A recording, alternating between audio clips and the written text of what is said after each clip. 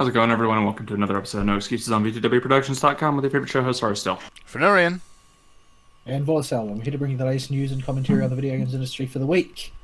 But first of all, if you'd like to get involved with the show, as you can tell, Oh dear. you can do so by sending us email at noexcusesvtw@gmail.com or by following us on the Twitter at noexcusesvtw, or you can join us in our Discord, which is most easily accessed by going to vtwproductions.com and clicking on the No Excuses logo there. Take you straight to our Discord chat channel where you can talk with us at any time. Yep. Yes, indeed. You've still got the stick. Oh, I was going to say Vaul still has the lurgy, but go ahead. He does. People also need to, if they want to see the latest episodes, go to YouTube because they're actually not on vtwproductions.com as advertised. Yes, they are. Yes, they are. Are they now? Yeah, I've got to manually post it. I just don't use the RSS feed at the moment. Okay, because people have been reporting they're not there to me. So. They're there. They're there. Okay, we'll figure that out. I got an email from Ken about that a while back. Yeah. So that's sorted. It's all right. Okay, so they're back there. Yes. But you should still subscribe to our YouTube channel because, hey, we're on YouTube and apparently begging for subscription is what you do on YouTube. Yeah. YouTube's a thing that's like, it would be nice if I had time to do it. But real life jobs don't let you do YouTube at the same time. No, generally not. Plus, it's, almost completely random as to whether or not you'll be a success. Or, you just won't have your episodes randomly taken down. Well, there's that to it too. There's so much just left up in the air if you want to become a professional YouTuber. And a lot of it is just completely outside your control. You can produce the best content, and then because YouTube does whatever it does with its search algorithm, nobody ever watches it. There are people who decide that they want to be a professional YouTuber. Like, that is not a job proposition. No. It requires a lot of hard work, but that hard work will not pay off unless you're also lucky. Yes. Yes. And but there is nothing you can do to make that career happen at all. It's not possible. Nope. It's just a random bolt of lightning. Completely beyond your control, and your skill has nothing to do with it. I mean, you can increase your odds with like good production. Oh yeah. You can't. But that term is the linear term in a cubic equation. Alright, so this week on the stream I'm playing a little bit of Dungeons 3, which is kind of a game that tries to be Dungeon Keeper and fails. But it's still just a dumb bit of fun nonetheless. I wouldn't call it difficult either, but hey, it's a game where the protagonist spends almost the entirety of the plot arguing with the narrator, so hey, whatever. Alright. I guess we should just jump into weeks then, shall we? Sure. Fern, go. Yes. Oh boy, what did I do this week? It was more Monster Hunter. We're going to talk Monster Hunter again later on, and people are probably starting to get a bit sick of us talking about Monster Hunter. But Monster Hunter is still great. All three of us actually play. That's because it's incredibly good. It's worth celebrating when, once in a blue moon somebody releases a game that's actually worth playing. Yeah. Yeah. Surprisingly by Capcom of all people. Let alone a game that's finished. Yes, that's an anomaly all on its own. And one that's not overly predatory towards the customers, because that's a thing now. Normally it's a thing Capcom does. It is actually. Still waiting to Monster Hunter World Ultimate to come out. Because it is still Capcom and they just can't help themselves. This week I've more got some anime to talk about. More than anything else. Enjoy. Enjoy indeed. Oh boy, where to start? I just picked a few random things from the new lineup to watch. The first one I saw, and Crunchyroll keeps pushing with its ads, so it's because, okay, I'll take the bait, Crunchyroll, and I will watch Magical Girl Ore. Why? You should have Why? been tipped off. I should have been tipped off, because generally whatever anime Crunchyroll pushes on their front page is going to be awful. I mean, Once upon a time, you could scroll down past the first couple of pages and find some hidden. Ah. Not anymore. That is not a thing. no, it is. It's Dog Dog. apparently is a thing. A dog is always a thing. Dog will continue to be a thing because dog is annoying like that. Yes. But so it's because okay, it's a magical girl show, but it looks odd. So I'll watch it and see what this is all about. And I think this show is openly mocking me. At the same time, it's also openly mocking magical girls in general and anime in general. The whole thing is one big piss take. Yeah. Yeah. You know you're onto something that's Okay. not overly serious when they're parodying the traditional running down the street with the toast in the mouth scene. Except she's got a massive plate full of flapjacks and fruit. Well, a piece of toast isn't really enough, to be honest. No. So, yeah, the whole deal is it's a magical girl show that's taking the piss out of magical girl shows. The big spin being that magical girls themselves aren't all that practical when you think about it for fighting. So, in this universe, the girls who get the magical girl contract and all of that dealy turn into giant muscular men to fight giant muscular men demons. Because, yeah, these giant, disturbingly muscular bodies with teddy bear heads on them. That's the bad guy. Well, in all cultures of any consequence, men have always been the warrior. Well, that was their argument. Just a male body is more suited to that sort of activity. And that's their whole argument. That's why it happens. And, oh boy, this show. I'm going to continue watching it, and I don't know why. It just seems like a train wreck that I've just got to keep watching. See where this thing ends up. I'm kind of half expecting another, what was it called now? Earth Defense Force. Oh boy. So, yeah, it's worth watching, but for all the wrong reasons.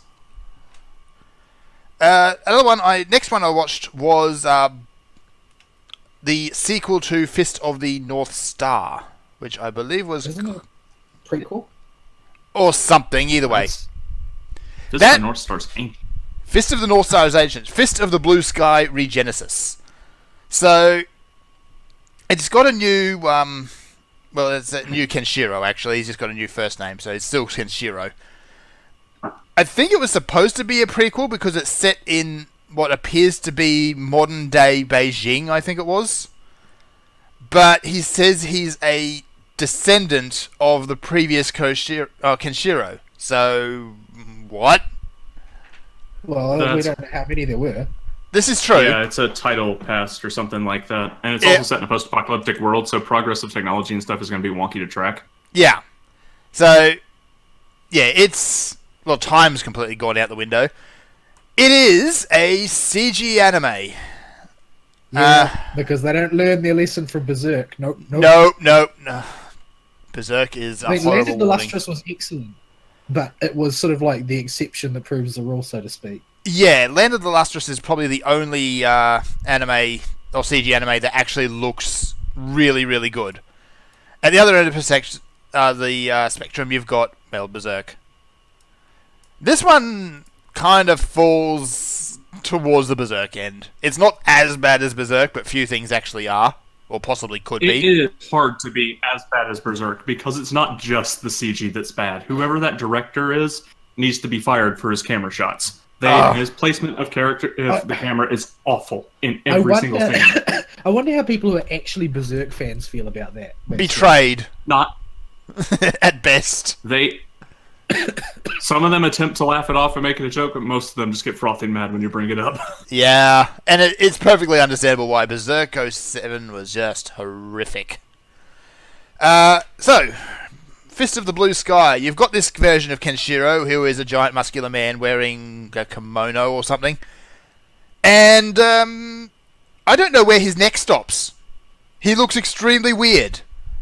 His neck all the way up. His neck all the way up. His neck actually stops somewhere under his hairline, at the top. As legs are to Bayonetta, necks are to Kenshiro. Yes, his ears are on his neck. It is that much neck. The plot. It's just neck all the way to the top, and the face is on his. Yeah, pretty much. There is no head. It's just all neck.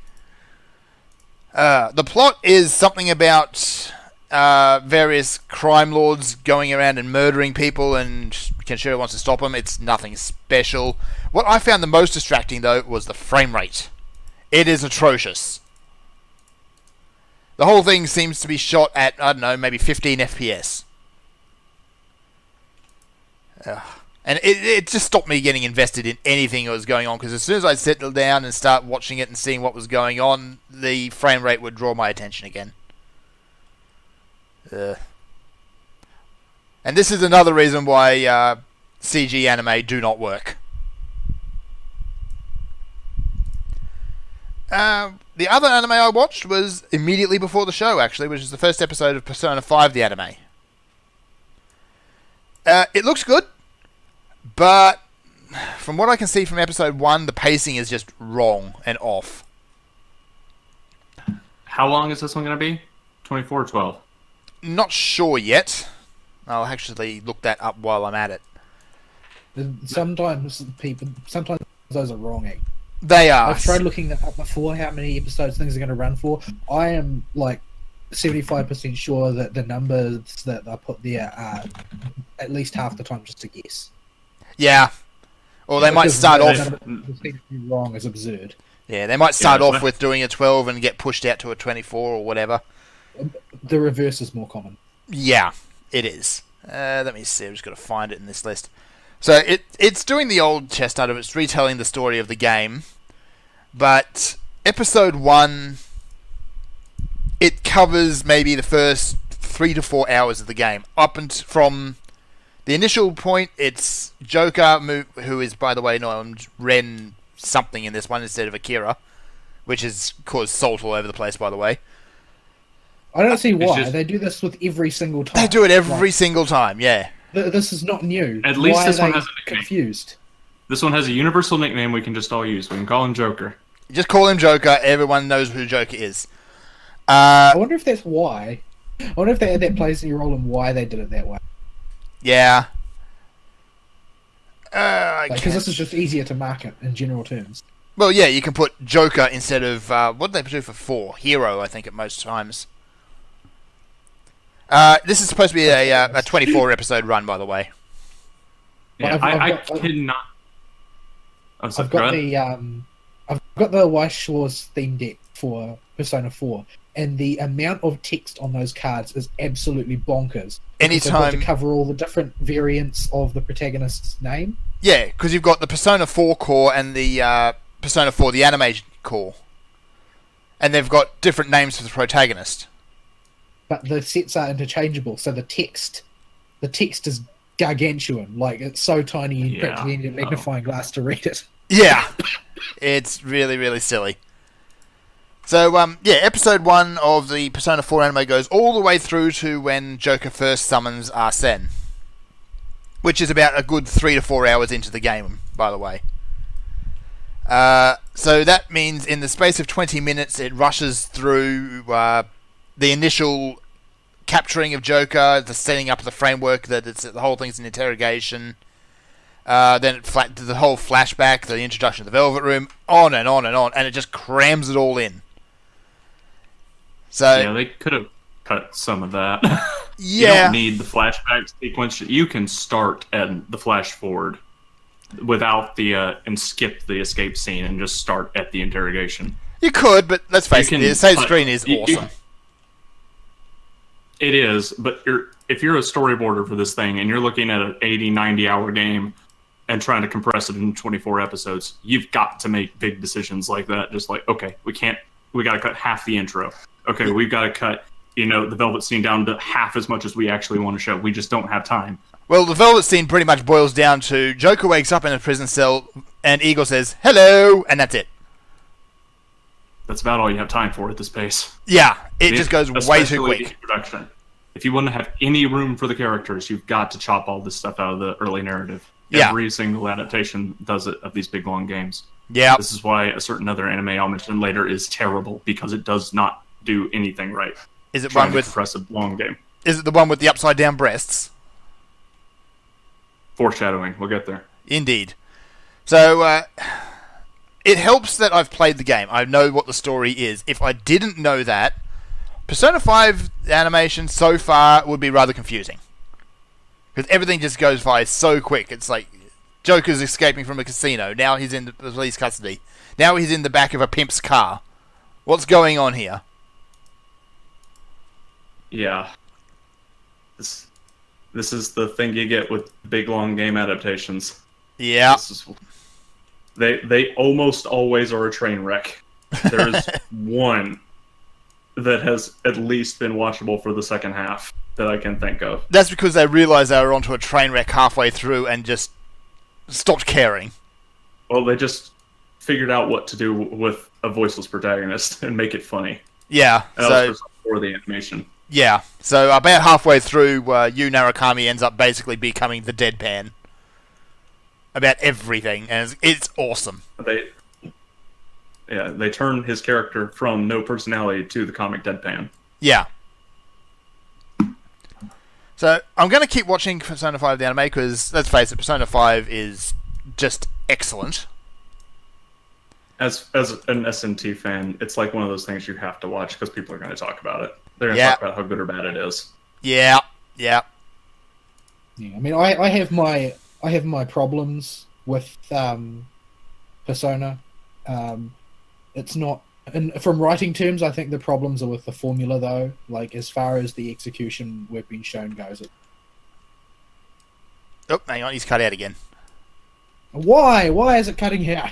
I don't know, it's just you happening this time. As soon as this Rathalos stops trying to kill me, I'll see if I can adjust. Nom nom nom nom. I really should pay attention to what I'm actually doing in this game. But anyway. So yeah, one anime which is confusing, one anime which is, I'm going to say at this point, bad. Fist of the Blue Sky so far just doesn't sell me as to why I should watch it. Other than it's Fist of the North Star, and that was great, but it's also, 20 years old now? Nearly 30? Yeah, it was late 70s Fist of the North Star was running, early 80s? It was, yeah, a long time ago, either way. Before our birthday, before we were born, all of us, I'm pretty sure. I'm going to have to look this up. When was Fist of the North Star first launched? If something's older than us, it's really old. Yeah. Here we are, Fist of the North Star. Heuristic, thanks. Written was 1989 for the English version. Original run of the show was 1983. Yeah. So it is, in fact, older than all of us. Yeah. Yeah. So it's nearly Really 40 years old. 35. Yeah. Yeah, it's 35 years old. That thing is quickly approaching over the hill. Yeah. Oh, don't remind me. Now I'm feeling old. It's okay. The thing that happens, like, in your late 20s, just like, oh, every day is just me getting closer to dying. I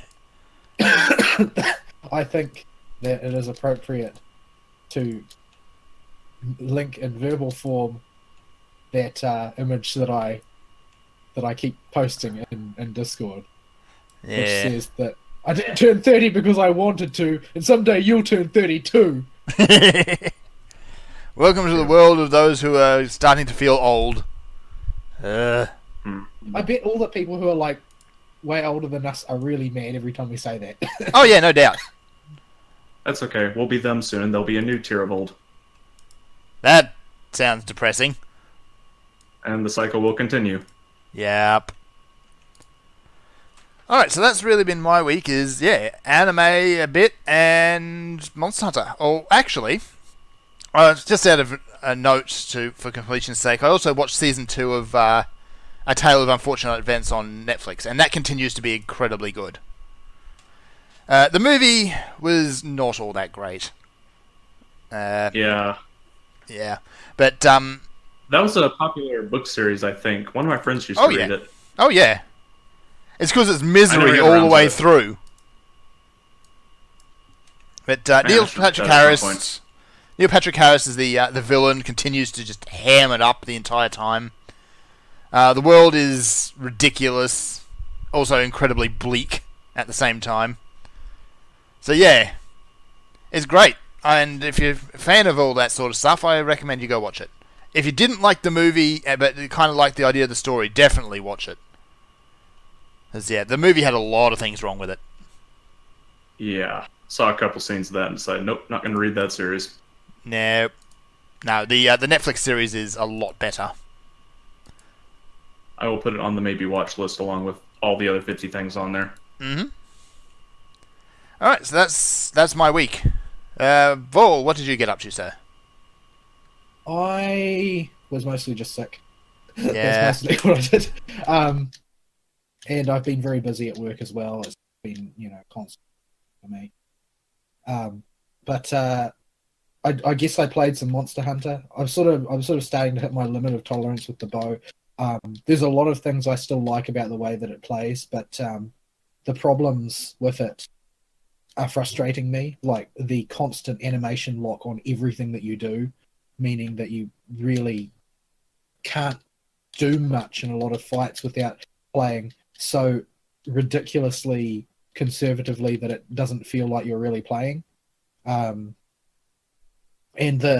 I don't like the coding system. Like, that's the conclusion I've come to. I don't like the coding system, and almost 100% of the reason for that is that you can't carry hardly any. Like, the constraint on using coatings on anything other than something that is super weak to a particular status effect is you basically need to never miss and use all of the coatings that you can carry just to get it to stick one. And it won't stick for very long. Like I feel like the drawbacks for the weapon, particularly with regard to the amount of animation lock that you can get yourself stuck in, don't make up for the flexibility that you get, simply because you can't carry enough coating. Yeah. It's a weapon that presents you with a lot more, I feel, frustrating situations than cool ones. Like the situations that, I guess I just have to do the rest of this fight with hitting like a wet noodle because I'm out of power coatings, because for some reason the weapon is balanced around DPS you get 50 shots of. Like, I don't like the fact that I know that this probably is something that would sound obnoxious to someone who mains like a bowgun or something, but I don't like those the sort of the pseudo ammo limitations and that kind of thing, because you just feel like you end up being suboptimal, and half the time I end up just avoiding using coatings because I hate becoming suboptimal. I would rather start out in a particular predictable way and just play that way the whole time. But yeah, there's a lot of frustrating things about it, and I need to learn at some point a melee weapon. I don't much like spammy melee weapons in turn. So yeah. The one that I'm trying to learn is the Greatsword. And I can see that there are a lot of great tools that the Greatsword has to deal with a range of situations. The problem is I don't have a freaking clue how to use most of it. And so I get hit by everything all the time. Yeah. It's been very hard for me to get the hang of. And there are certain monsters that just completely wreck me constantly. Ones like Rathalos particularly that can float around. Like, I don't know. Anything that's reasonably fast actually is a bit of a nuisance, because they run up on you and it becomes very hard to predict where to stand. Like, if I'd been playing more male characters, I would probably have less trouble with this. But when you're an archer, most of the time you want to stand somewhere, usually slightly behind and to the side is a good place for a lot of monsters where you have the opportunity.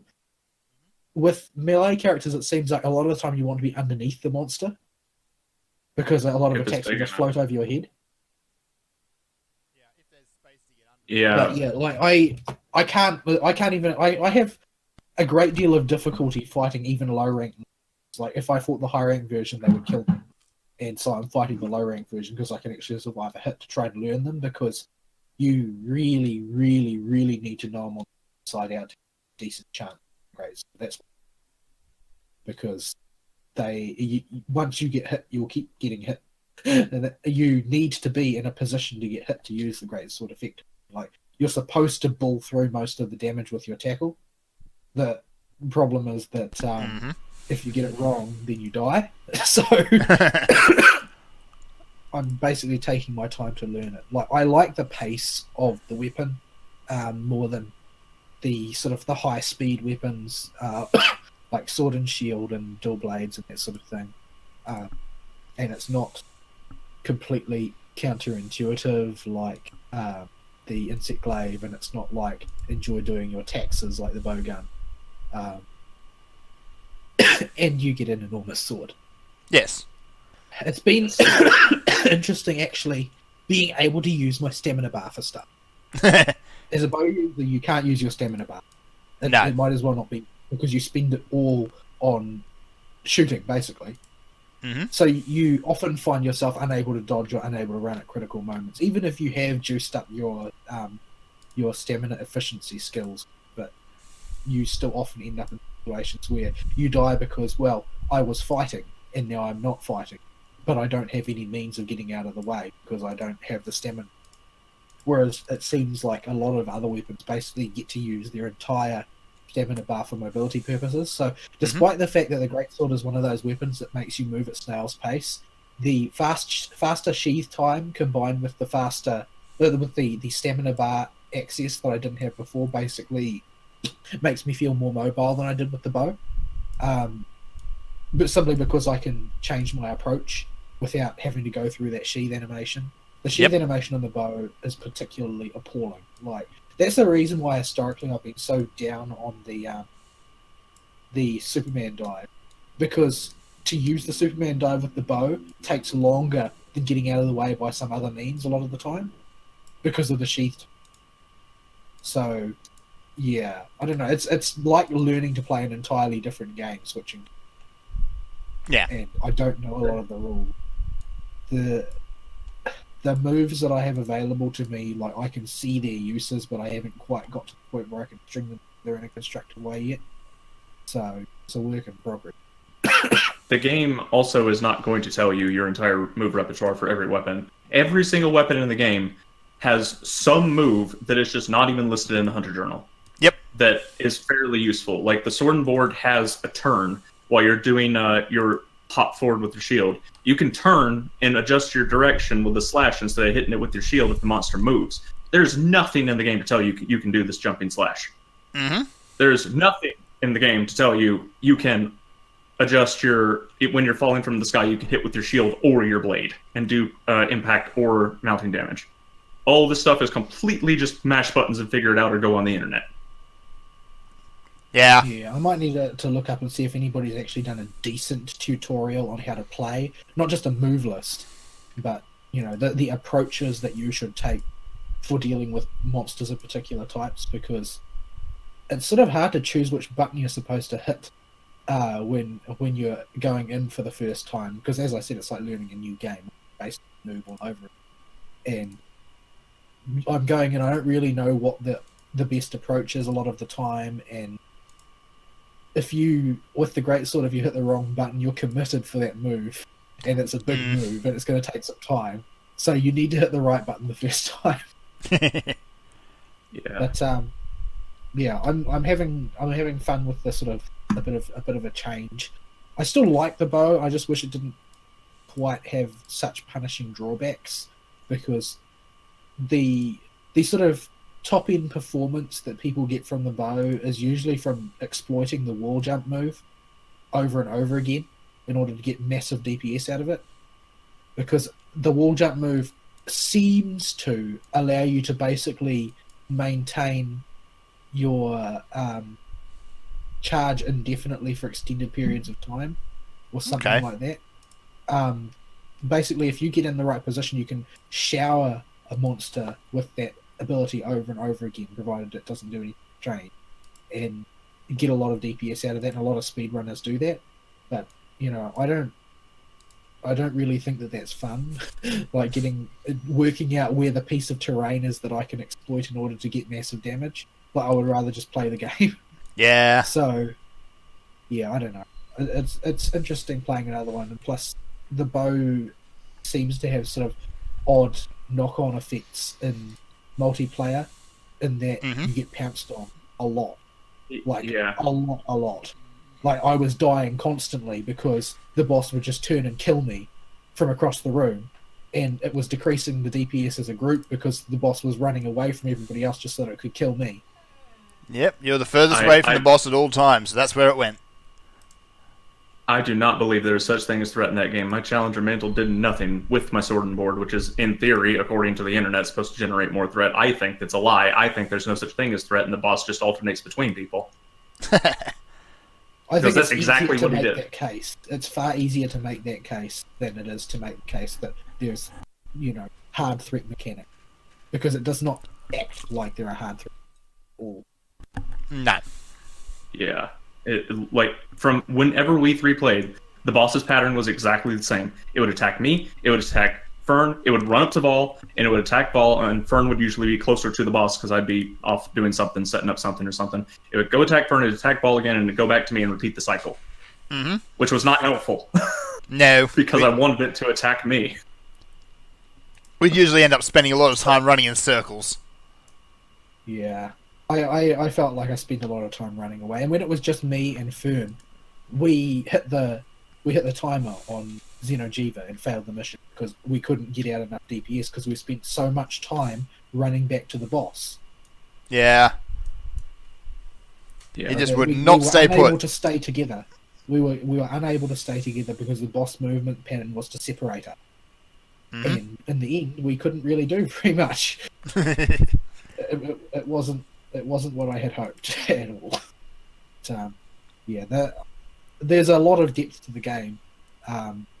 As I said, as I have said previously, I primarily use the bow, and that means that there's a lot of stuff that I really haven't touched. And I'll be able to sort of delve into that a bit more as time goes on. That's something I really like about the game too, is how you can pick it up and pick another weapon type, and generally the weapons fall into buckets like fast and small, and big chargy hits, and insect glaive. And insect glaive, where you play paintball, and the ranged weapons. And when you switch to any other bucket, you really are playing a different type of game for everything you do to the monsters. You still know the tells and what to react to, but how you react to them is so different. You have to learn them all over again. So that's why I've liked switching between all kinds of different types of weapons. And I've tried them all. But the biggest upside of not using a bow, and one of the reasons I decided not to use a bow, is because you have to pay attention to the monster's weakness to ailments if you want to make those coatings useful, which means you have to craft effectively like 4 bows before it's useful. Because you're not going to be able to cover your bases well enough for every single boss. So you need to be able to switch. And the bow just doesn't do enough damage if you're playing it like a bow instead of a wall jump monkey, that if you're not hitting the boss's weakness, you're not going to hit it as hard as something in melee, and you're going to be stamina drained the whole time. So to make up for it, you've got to get the right elemental weakness on that thing so multiple hits are tagging it. But it's just not something that's real feasible while you're still starting out the game, because you don't have the money, let alone the materials, to make those 3, 4, whatever bows you need. So that's why I dropped. But yeah, it's been interesting. Having tried all 4 or 5 types, they're all really different, and the bow and the heavy bowgun were the most obnoxious. The heavy bowgun just boils down to, okay, this is the most efficient type of ammo I have for this fight. This is the next most efficient. When I run out of the most efficient, I'll go to the next one. That's all it means on the ammo counts. Yeah. So there is no strategy in selecting specific ones to use in certain situations with the heavy bowgun. It's like, oh, I'm out of slicing ammo. Okay, I'll go to piercing ammo. Okay, I'm out of piercing ammo. I'll go to spread ammo. That's all you do. It's not very interesting to me. I think the thing that I'm liking the most about switching away from the bow, though, is the ability to actually break parts and cut tails without having to do ridiculous things.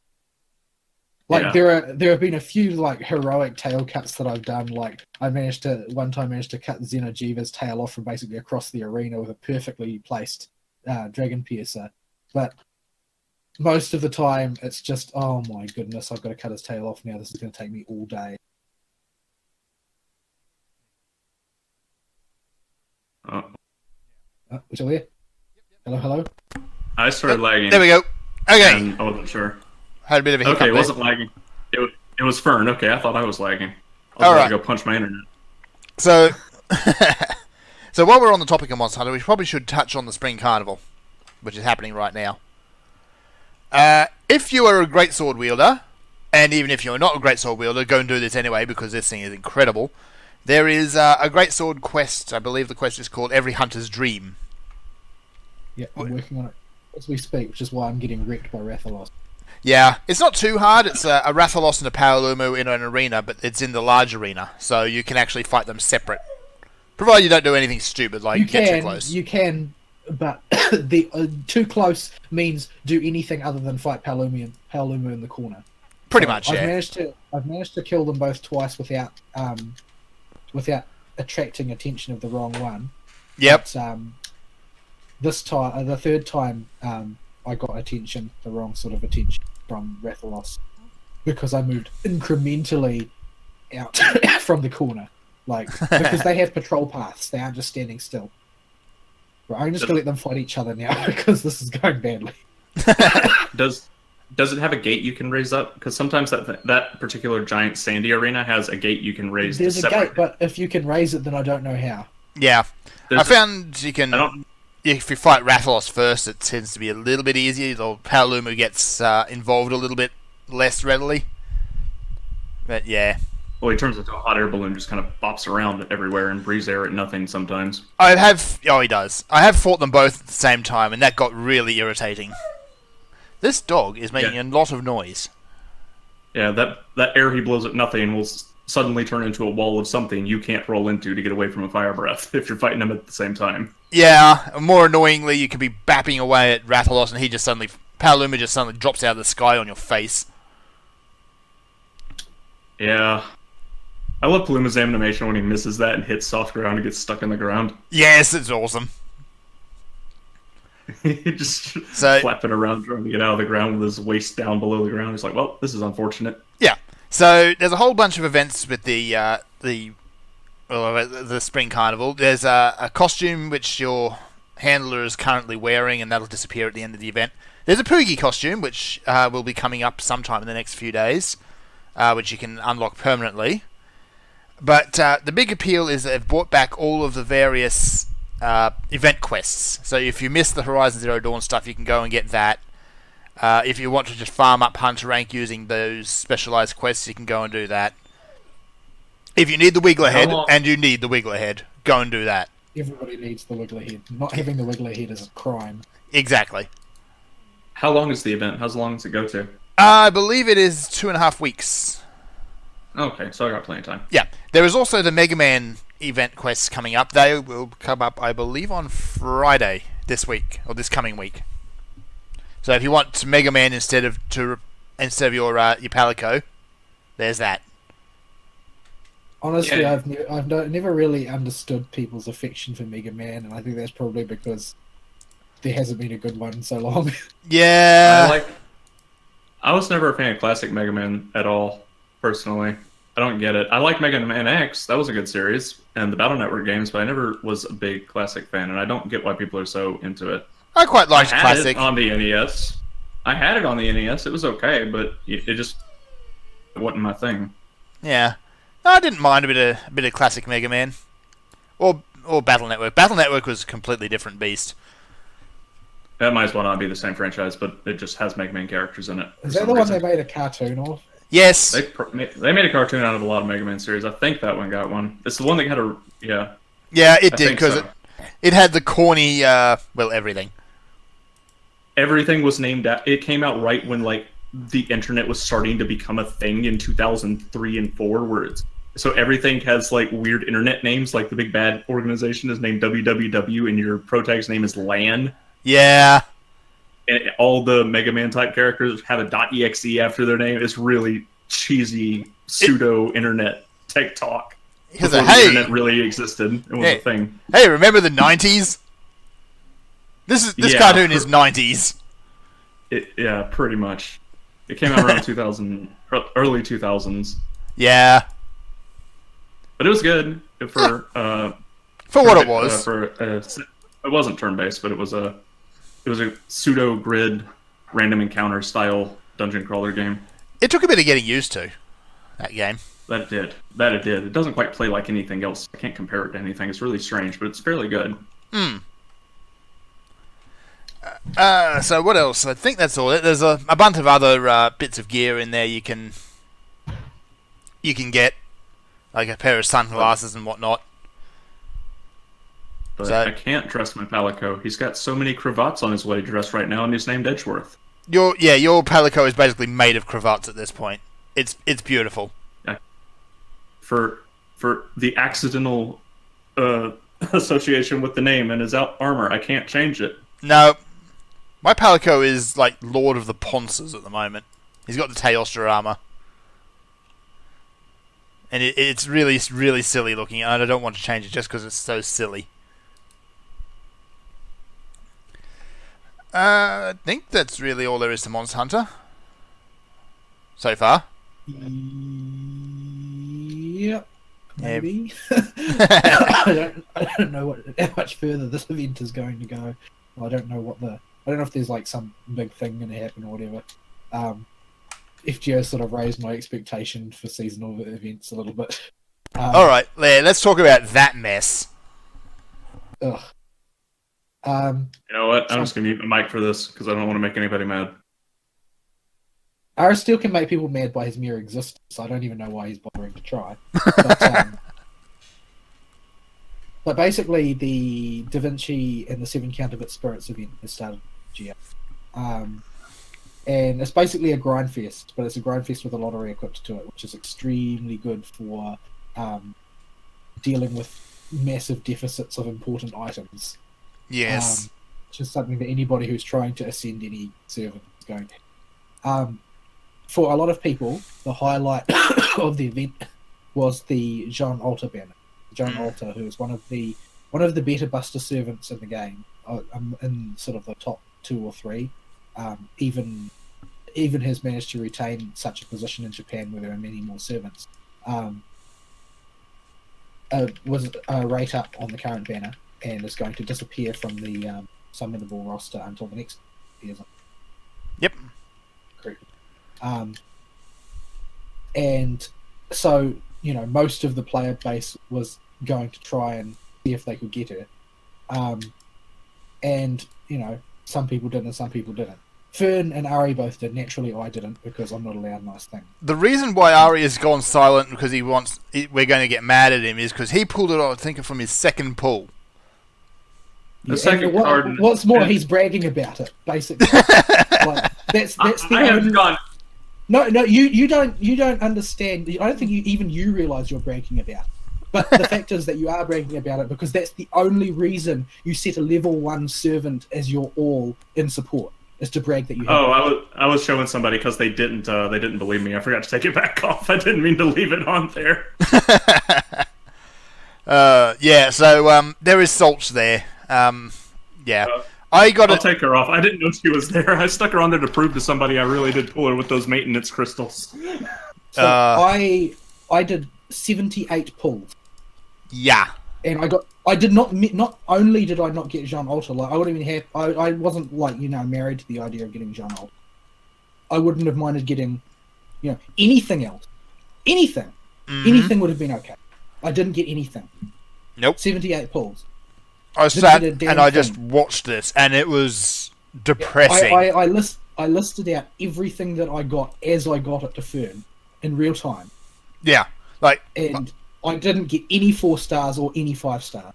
Yeah, I did about 30 pulls at that same time, and my pulls weren't anything special to crow out. Like I got a couple of good things out of it, but Vauls were just horrendously bad. Every single one of the 10 pulls that Fern did was better than every single one of mine. Yeah. But his worst one was better than my best one. It was that appalling. I didn't get it. I think the only things that I got that were useful servant-wise were I got a second copy of Ku, and I got a second copy of Ushi. Yeah. Other than that, it was worthless to me. I only got one good craft essence, and that was Imaginary Element, which Fern got Kaleidoscope, which is a better version of Imaginary Element. Yes. So, yeah, basically, the game spat in my eye, which is pretty much what you should expect from Gatcha. Gatcha is bad civilization after, as Ultra tells it. Yes. So, yeah, this morning... it was horrible. So the good thing, at least, about this event is it does shower you with mana prisms. Like, from doing the daily, you get mana prisms for days. So I cleaned out all the tickets this morning for the monthly allotment and just sunk them into the gacha, and yeah, got lucky. So I pulled out.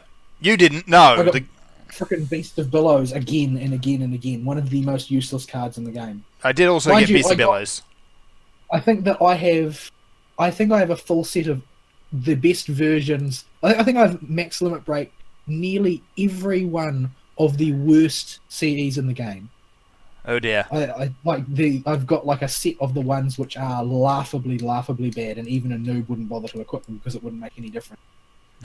Like that's how bad my pulls are. I don't have anything good whatsoever. So I still have to play the game the way that it's, designed to be played, which is to get thrashed repeatedly, because the best thing you've got in most cases is 3-star servants.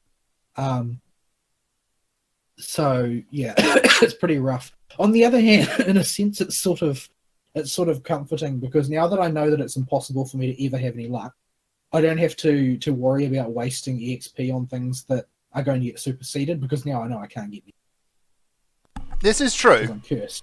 So I'm just dumping my EXP cards into powering up the things that I've got, and I'll be able to basically down to sink my important items into servants that I've got that are basic. They would be filler to anybody else, but they're my main team to me. And the worst thing that the game can then do to me is then make me have wasted them by giving me a good servant. Yeah. But if that's the worst scenario, then I'm fine with the worst scenario as well. So when it's like when you've hit rock bottom, there's only up. So yeah.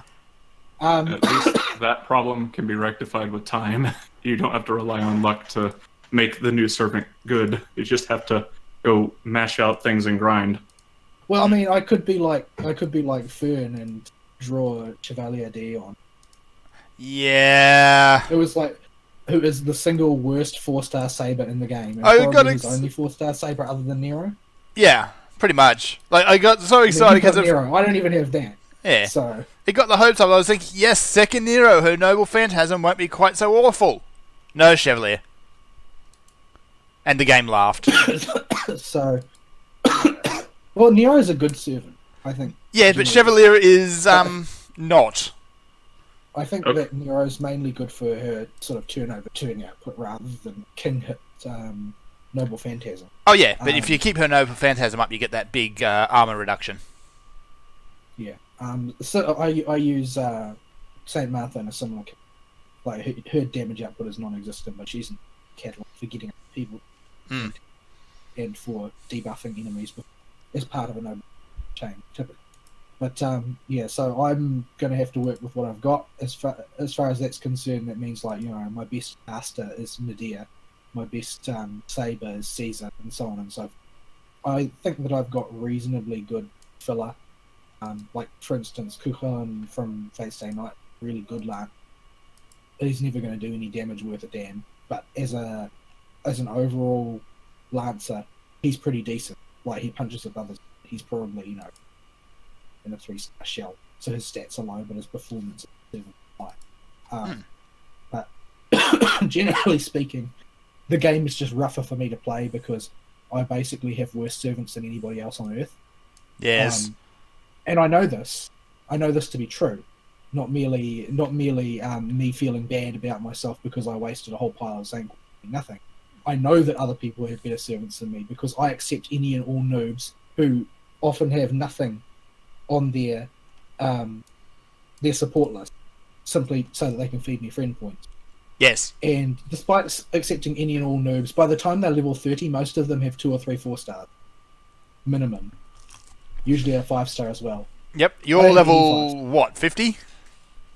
Yeah, I have pulled a grand total... No, I'm not level 50, I'm level 93. Oh, wow. Something like that. He's playing a lot. That's a lot. I've pulled a grand total of 2 4-stars ever. Oh, dear. Saint Martha and Beowulf. Beowulf I don't even use. He's not strong enough to use. Not very good, yeah. You need it. He's not very good. He's also not very bad. And he pairs extremely well with one of the event craft essences. Maiden Leading Taldea, which I finally got to max limit break. And as soon as I got it to max limit break, I got another one as a drop, which is a very, very rare drop. Like, really rare. And completely useless to me because I already have 5. But yeah, that will basically make him into a useful damage hose to, put it out front when you've got to whittle away a lot of hit, like on things like dragons and whatnot. Because I don't have any dragon specialist. Because I didn't pull, I didn't pull Siegfried. But yeah. I have 4 Siegfrieds. That's bragging. That's intentional that time. That is. Well, Siegfried's not actually very good. Like he's not good in the conventional sense. If you have him in a party with St. George at the same time, then he becomes good. Because St. George can give the dragon trait thing and then Sig can exploit it. I see. So they make a good pair. But Siegfried by himself is kind of sad. But yeah, I know the ins and outs of the game pretty decently, so I can blunder through. But I have to try harder than most people. Like Ari could probably just face check his way through everything without strategizing for half a second because he's got every good servant in the game. But it is a reason I don't play it very much, TBH. Yeah, it probably wouldn't be much fun for Ari on account of everything is trivial to accomplish. If you've got you've got Jean, you've got Gil, you've got Jean Alter, you've got Francis Drake, you've got Herc, like everything that is sort of like A tier or better in the US he's got. So there's not really any point. Yeah. My friend Hercules have rank 2 Noble Phantasms too. The only real exceptions being you have a crap assassin. Like, the worst 4-star in the game is your assassin. And you have one of the worst casters in the game as your caster. Yeah, I don't have any casters either. At all. Those are the 2 classes I have. And yet, you have 2 4-stars. What are you running any casters at the moment? Medea Lily or something? Okay. Yeah, Medea Lily is really bad. Like, because you can't close a fight out with her. Like, it's healing always feels really good when you do it in FGO because there's so little of it around. Mm-hmm. Like it feels like you're being granted a very precious resource. The problem is that it doesn't help you win ever. The only situations in which it would be good are really long fights, like the sort that you get around Camelot, which isn't out in US yet. The problem is that by the time Camelot comes along, you can't afford the DPS loss of putting Lily in your party because her damage output is virtually non-existent. I forgot the reasoning I had for sticking her in the caster slot. I think I just wasn't going to use her, but I wanted to try her eventually for some dumb idea I had at the time. I forget. Yeah, I didn't ever start that idea. I had other servants to take care of. So the current event is a goofy event, which is basically for fans of the Da Vinci character. Da Vinci is a nut. She's an interesting individual. Yes, to put it nicely. That's one way of putting it. But, basically, you're doing sort of a world tour, trying to find out who's spreading counterfeit copies of Da Vinci's work, and you can collect various things to buy from the event shop, which is the important thing because, like, things like Hearts of the Foreign God, for instance, appear in that shop, and they are a nightmare to farm. Like, some of the things that you can buy in that shop are worth pretty spectacular average AP quantities. Yep. Like let's see. For instance, the hearts. If you look at the drop rate in the US for hearts, based on the stuff that we have available to us, every heart costs you 500 AP on average, and will only be farmable on Fridays. Yep. Pretty much any of the gold ascension items fall into that category. Like I'm going after octuplet crystals, which are the same thing, just on Wednesdays. Octuplets are silver. Are they? Cost 100. Yeah, they cost at best 126 AP per. Yeah, I must be having really bad luck. You farm them in 2 currency and Okeanos. Yeah. But yeah, 126 AP per is not a good drop rate. No. It could be worse, but it's not a good drop rate. No. I'm dreading to see what is behind them. But yeah, so at present is a really good time to farm up the things that we have difficulty getting. The most important ones are hearts and dragon scales. I don't know whether dragon scales are available or not. Can't remember offhand. Dragons. Yeah. Dragon scales drop from the rider one. Right. As a rare drop, but all of the missions available during this event have better drop rates of those rare items than the conventional level, and furthermore, you have number 2, you have an incentive to grind, and number 3, the shop rare thing. So, most importantly, from the shop, you need to grab the really rare ones. So, hearts, claws, feathers, that kind of thing. Yeah. The America items, the items in the new A Pluribus Unum chapter, are less hard to get on average. Like, they are like, between 150 and 300 AP per, which is pretty good, believe it or not, for gold quality items. But they're also available, so it's a good opportunity to build up them if you've got America servants that you want to upgrade. Though, that basically boils down to the likes of like Ku Alta and Nightingale, kind of like, because who's going to upgrade Geronimo? Nobody. Nobody's going to use Geronimo. Geronimo and Boudica are like the worst servants in the game, so naturally I pulled multiples of them when I was pulling. Of course. Well, the worst servants in the game for their rarity. Like, there are worse servants like Matahari, but Matahari I think is even still better for her rarity than those two. Oh, I'm sorry. I'm still having trouble. The more I talk, the more I cough. It's just the way things are. My lungs don't like this. We need to go. You want to go to a break and then come back and finish your week? No, it's not going to change anything. Because, as I said, coughing is proportional to talking. So as soon as I start talking again, I'll start coughing again. It's not really any way of dealing with it. Yeah, so I've still got the old bronchitis, still got the the Black Plague. It's not going away, although I feel that it is getting better. But it's getting better in the way that you watch a progress bar on your computer and you can't quite tell if it's going up or not. But if you look at 2 days, if I look at 2 days of my illness like 3 weeks apart, then I think it's slightly better, sort of thing. Is it your body just adapting to it, like with the hiccups, or do they feel weird when they finally go away, or is it actually getting better?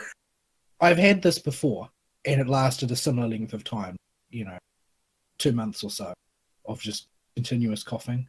And you do actually get better so slowly that you don't notice it happening, based on my experience. You'll wake up one morning and realize that, like, normally I can wake up and I will go for the first 2 or 3 hours of the day without coughing at all, and it will build up over the course of the day. But the amount of time I can go has been lengthening each day by, 15 minutes or so. So it's getting better, but very, very slowly. But, yeah. So this event isn't nearly as cool or spectacular as the Shiki event. There is one of those types of events coming in the form of the Fate Zero one, which has like its own full area map and storyline and stuff like that. Whereas the storyline is incredibly goofy. Incredibly wonky from what I read too, with like weird servants showing up. Yeah, well, the storyline for the Da Vinci one is incredibly wonky because whoever the great antagonist is basically trying to. It sounds like she's trying to build like a Bishonen game harem of sorts, or something. Yeah, it's incredibly silly. yeah. But we ran into passive aggressive Siegfried. All is well. The event stories tend to be absurd. Mind you, the regular story tends to be fairly absurd as well. So it's pretty, like but the entirety of Okeanis. After the Fate Zero event, which is going to be a big production in and of itself, the next one scheduled is one of the demon events. It's the first raid event. Yes. Yes, because FGO has raids, despite the fact that you don't play with other people in the conventional sense, it does in fact have raids. And the first raid is coming up sort of middle of this year. I don't really understand how it works, but it's basically everybody can spend BP rather than AP in basically contributing damage to a boss. Mm-hmm. And you need to get enough damage to get the boss down in order to get rewards, like collectively as a game community. I don't know if they're divided into groups or whether it's everybody onto one or whatever. But if it's everybody on one, is the US going to have enough players? Say again? Is the US going to have enough players? Yeah, this is why I think it's going to be divided because there just aren't enough US players, to be quite blunt, in order to make it work if everybody was on one. Especially if they gave it the same HP they have in Japan. Because it's in the trillions. So, yeah. That is not a small number. But I think once you reach that point, it ceases to be a number. Yeah, it's just like a real lot. Yeah. Like a lot. It's just a lot. So, yeah, it's going to be interesting indeed. But, yeah. Are we still? I think we finished Into the Treasure Vault. We had another Into the Treasure Vault thing where basically a discount treasure vault, but nobody did it. That's the thing. The reason nobody did it is because it's much easier to invest your time in getting QP by participating in the lottery, because the lottery spits out a vast amount of QP. Like over the past few days, I've gotten like 20 million QP. See, there's another thing that seems to have lost any value is QP. The reason why it doesn't have value is that neither of us have the materials to upgrade skills at a high level. True. Because each rank costs millions. Yeah. So. Yeah, we're both sitting on millions, but we got no means to actually use it. Coming up will be the 300-day anniversary. Mm-hmm. I think, where everybody's going to get, the usual, like a million QP, couple of tickets, couple of fruits, pile of friend points that you don't want, and some experience cards, that sort of thing. Then there's the Fate Zero one. Then there's the Ibaraki Doji one, the raid. So when you defeat the final boss, you just get 10 Saint Words straight up for that. So it's worthwhile doing. But there are also all sorts of other missions that you can use to contribute to it. I'm not sure what else is coming up. There are a few specials, event CEs. Shooting Doji is available as a assassin during the event. I don't actually know how she rates as an assassin. Not that familiar. But yeah, she's mainly popular because she's like, a lolicon modelled character, and unfortunately, this is the internet. Yeah. So there's no getting away from that world, unfortunately. Sadly, though, her level of her power is probably proportional to her level of lolly. So yeah, she's probably going to be really strong. It could be. I mean, she's a 5-star assassin, so yeah. But yeah, the only thing that seems to outweigh lolly power is Saberface. I'm interested in looking to see how the whole thing fits together, because it's an interesting concept design wise. the idea of whatchamacallit, a raid on a mobile game with multiple participants. It's divided into various chapters and so forth, and you can get also other rewards. It's got a shop like the other ones. You can accumulate more materials for stuff, but yeah, generally speaking, I'm just mostly interested in the concept. But yeah, I'll leave my week there because I've talked enough. I haven't had time to watch much anime. A lot of things are continuing that I didn't expect to continue. Most of the things that have ended were pretty bad. Yeah. Some good things, but mostly bad things. And good riddance too. But I didn't watch as many this season because mainly I was busy at work and sick, and it makes it harder to sit down and watch things for long periods of time. I've continued to get big mileage out of the PSVR as a monitor, and I haven't used it to play anything. I spend hours and hours with it on my head watching things, but I don't play any games using the PSVR. Mainly because the thought makes me a little bit queasy. Not because I get motion sick, but because it taxes your mind more than average. I think. Yeah. Because you've got sort of an extra layer of calculation to do to keep remembering that you have to act like you're in reality when you're definitely not in reality. Yeah. Which is sort of weird, but yeah. I'll leave it there. All right. My throat is at its limit. And that's an hour, so we should take a break. Yes, we should. Here's some folks. We'll be right back.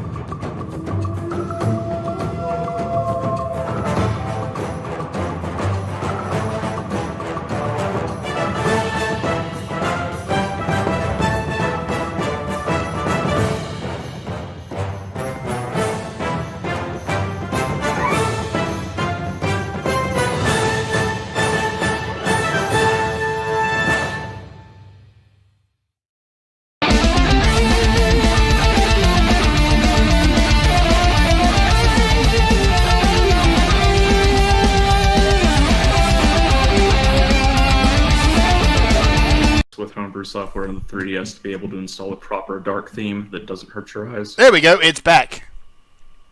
Are we back online? I think so, yes. Got green lights again. Yay, do you have a clue where I got cut off? No, I do not. Sometime 2 minutes ago. So, sorry about that, folks. The stream decided, no, I'm not going to do anything now. So, Anyway, long story short, couldn't play 3DS until I ordered a screwdriver that was small enough.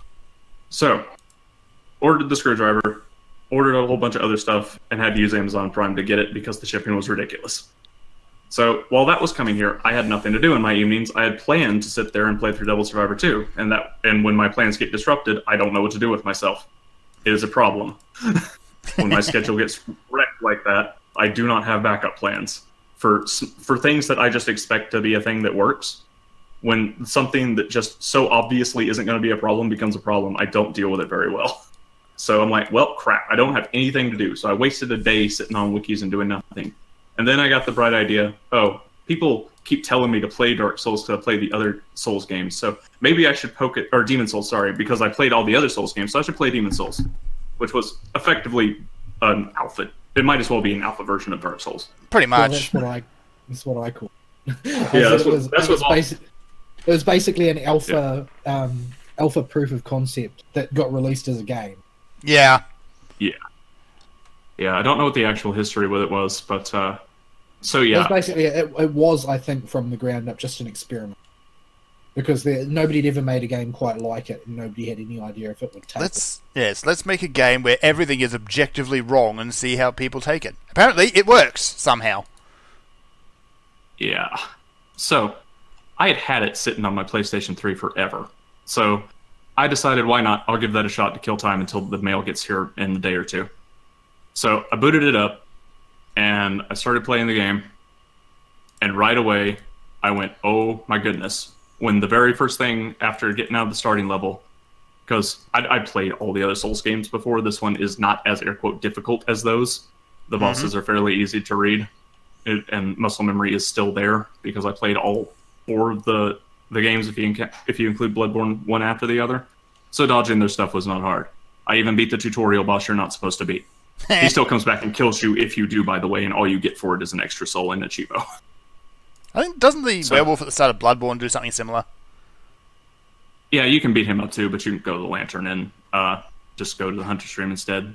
He doesn't come back and kill you later. Oh, okay. You can punch your way all the way to the first Lantern in Bloodborne. Don't do that, though. So the very first thing I noticed about this game was how bad the actual tutorial was. First of all, the tutorial doesn't tell you anything. You have to have played the other Souls games to know what buttons to push for anything. They're like, press this button to attack and that's it. But and then you get to the home base area and you look on the floor, and scrawled in developer messages in no kind of order, just in a circular area off to the side, is the rest of the tutorial. It is just a room with notes all over it. There is no order to them. They are not organized at all. They are not even set up in a grid. They are just kind of plopped wherever. It's like you dumped a box of Legos on the ground. That's what these messages look like. At least with the other Souls games, when they do that for the tutorials, they're in some kind of order. At least the ones in Bloodborne were in a line. Mostly. There are a few hidden off in corners. You didn't know where you were supposed to start, though. Yeah, you kind of started somewhere in the middle of a spiral. Yeah, with Bloodborne, you still don't get told anything. It doesn't matter. But in Dark Souls, you don't even have a hope of figuring out what you need from that mess. So, out of curiosity, I started clicking around, and no, none of them are joke notes. They're all legitimately the tutorial and reminder notes you're supposed to have for controls on the game. Oh dear. So I was like, oh boy, I'm glad I already know all this. And so I went into the first world and started breezing through it, because in honesty, other than really, really jerkish enemy placement in this one that just is not fair, this game has a lot of gotcha moments. Well, they'll stick a monster right out of line of sight of a doorway, like a doorway arch. There's no way you can avoid the attack. You have to go in, block it, and then walk out. That still sounds like standard Dark Souls fare. They got much better about it in Dark Souls 3 and Bloodborne. They don't do that nearly as much. But Dragon. This one, it's all over. Yeah, that's Dark Souls 1. Yeah, I know. So yeah, anyway, carry on. So yeah, it's even worse than Dark Souls 1's gotcha moments, which were already the worst in the franchise and way too high. Yeah. So I started to get a little annoyed at this because the game was not challenging. Dark Souls 3 on a replay is still, with a new character, can still do something to challenge me sometimes. I genuinely like Dark Souls 3. But the worst part of Demon Souls is the level design. Oh boy. There are effectively 5 levels that are separated as 5 different worlds that are further broken down into subworlds, which are just checkpoints you can warp to. So, it doesn't matter. But some of this level design is the worst 3D adventure level design you've ever seen. Period. And some of them are so long with insta-death pitfalls that if you take a wrong step and you have to start over at the beginning with a ton of enemies whose strategy to beat them is just stand around and wait for them to move until you can finally hit them, it starts to get really, really frustrating. Because that is a selling point of the Dark Souls series, and one of the few things I do like. Because it gives me a very Metroid feel going around in a world by myself and exploring it. Mm-hmm. It's very good about that. It takes a whole lot of cues from Metroid's world design doing that, especially Metroid Prime. But this game was just somebody just said, okay, how can we make this world as jerkish as humanly possible? There's one standout level in particular. There's 2. There's one that's a fiery cavern full of caves that centipedes have dug through, and you have no idea where the heck you're supposed to go in this place. All the caves look exactly the same. If you do not have a map in your head running constantly or a piece of paper in front of you, there is no way to tell where you are. And the second you lose focus and forget it, you're like, oh, crap, where am I? And it takes 20 minutes to navigate this stupid fire maze to get what you need at the end. Ugh. And there's nothing in it either. There's no... once you kill all the enemies in it, they're still dead, and you can't use them as checkpoints because their corpses despawn. And they're far spaced out, so you still have no clue if you're going the right way, even if there's still enemies in the correct direction. And it's dark as crap. Even with a torch, you don't have a clue where you're going. It was a horrible, awful experience. And the other one is a tiered jail, which they did again in Dark Souls 3, but much better. And in Demon Souls, this tiered jail has 3 floors and an inside and an outside to it. The inside is just a standard stock jail, like you would walk into, with 3 tiers in it and stairs hidden off in the walls. The problem is random doors are locked, and keys to those doors are spread out all over the dang place. And every single area of this place looks exactly the same. So you go into another hall on the same floor, it looks exactly the same as the one you were just in, with the exact same number of cells and the exact same enemies that patrol around. That sounds like an absolute nightmare. Yes, with holes in the floor that will drop you down if you step on the wrong spot because it's not well lit, and you will fall to the floor below you and die instantly and have to start over. This place was a nightmare to navigate. And after those levels, apparently those are the worst. But they still made me really mad. And even though they're behind me, I don't know if I'm going to pick that game up for a while. Because the level design is the selling point for me when I go into a new Dark Souls game. I like the boss fights a lot, and some of them are really good, and they're what everybody talks about. But exploring in a Metroid style is what I like doing in those games, and finding all the secrets and nooks and crannies and getting all the items. This is something that becomes a chore in Demon Souls instead of being part of the fun. So, yeah. Well, the thing is that if you're doing a tech demo to prove a concept, level design is not going to be the first thing on your mind, because what you're trying to do in this particular scenario is showcase the amount of absolute nasty bull that you can do to people. Like, that's what you're doing with this idea. Like, because obviously the intent with that franchise was to create a game that was sadistic. And if you're going to do that, then you show that you can do it by means of being sadistic in as many ways as possible in a small space. Yeah, it is. I do not have a whole lot of good opinions about Demon Souls. The history of the Souls franchise itself is contradictory. Half the dev team says one thing and half the dev team says another. The lead designer even says difficulty wasn't the focus. So what actually happened and what their thoughts were in making these games is completely impossible to figure out. But the bottom line with Demon Souls is, yeah, if this was the very first time we got to try precision combat like this, it was probably an interesting novelty, and that would get people's attention. But after you've already been exposed to that from the other Souls games, that's not a novelty anymore, that's muscle memory. And the fact that nothing can do anything different or move fast enough to challenge you in it, in addition to the terrible level design, does not make it a good playthrough after you've already beat the rest of the Souls games. And I wouldn't even recommend it to new players. The level design is that bad. You're not going to have fun if you don't have a good sense of direction, period. I have a standard to above average sense of direction and was completely lost in these 2 levels. I would have to stop, go somehow manage to backtrack my way to a landmark and start over at least 7 times in both those levels. It was horrible, terrible.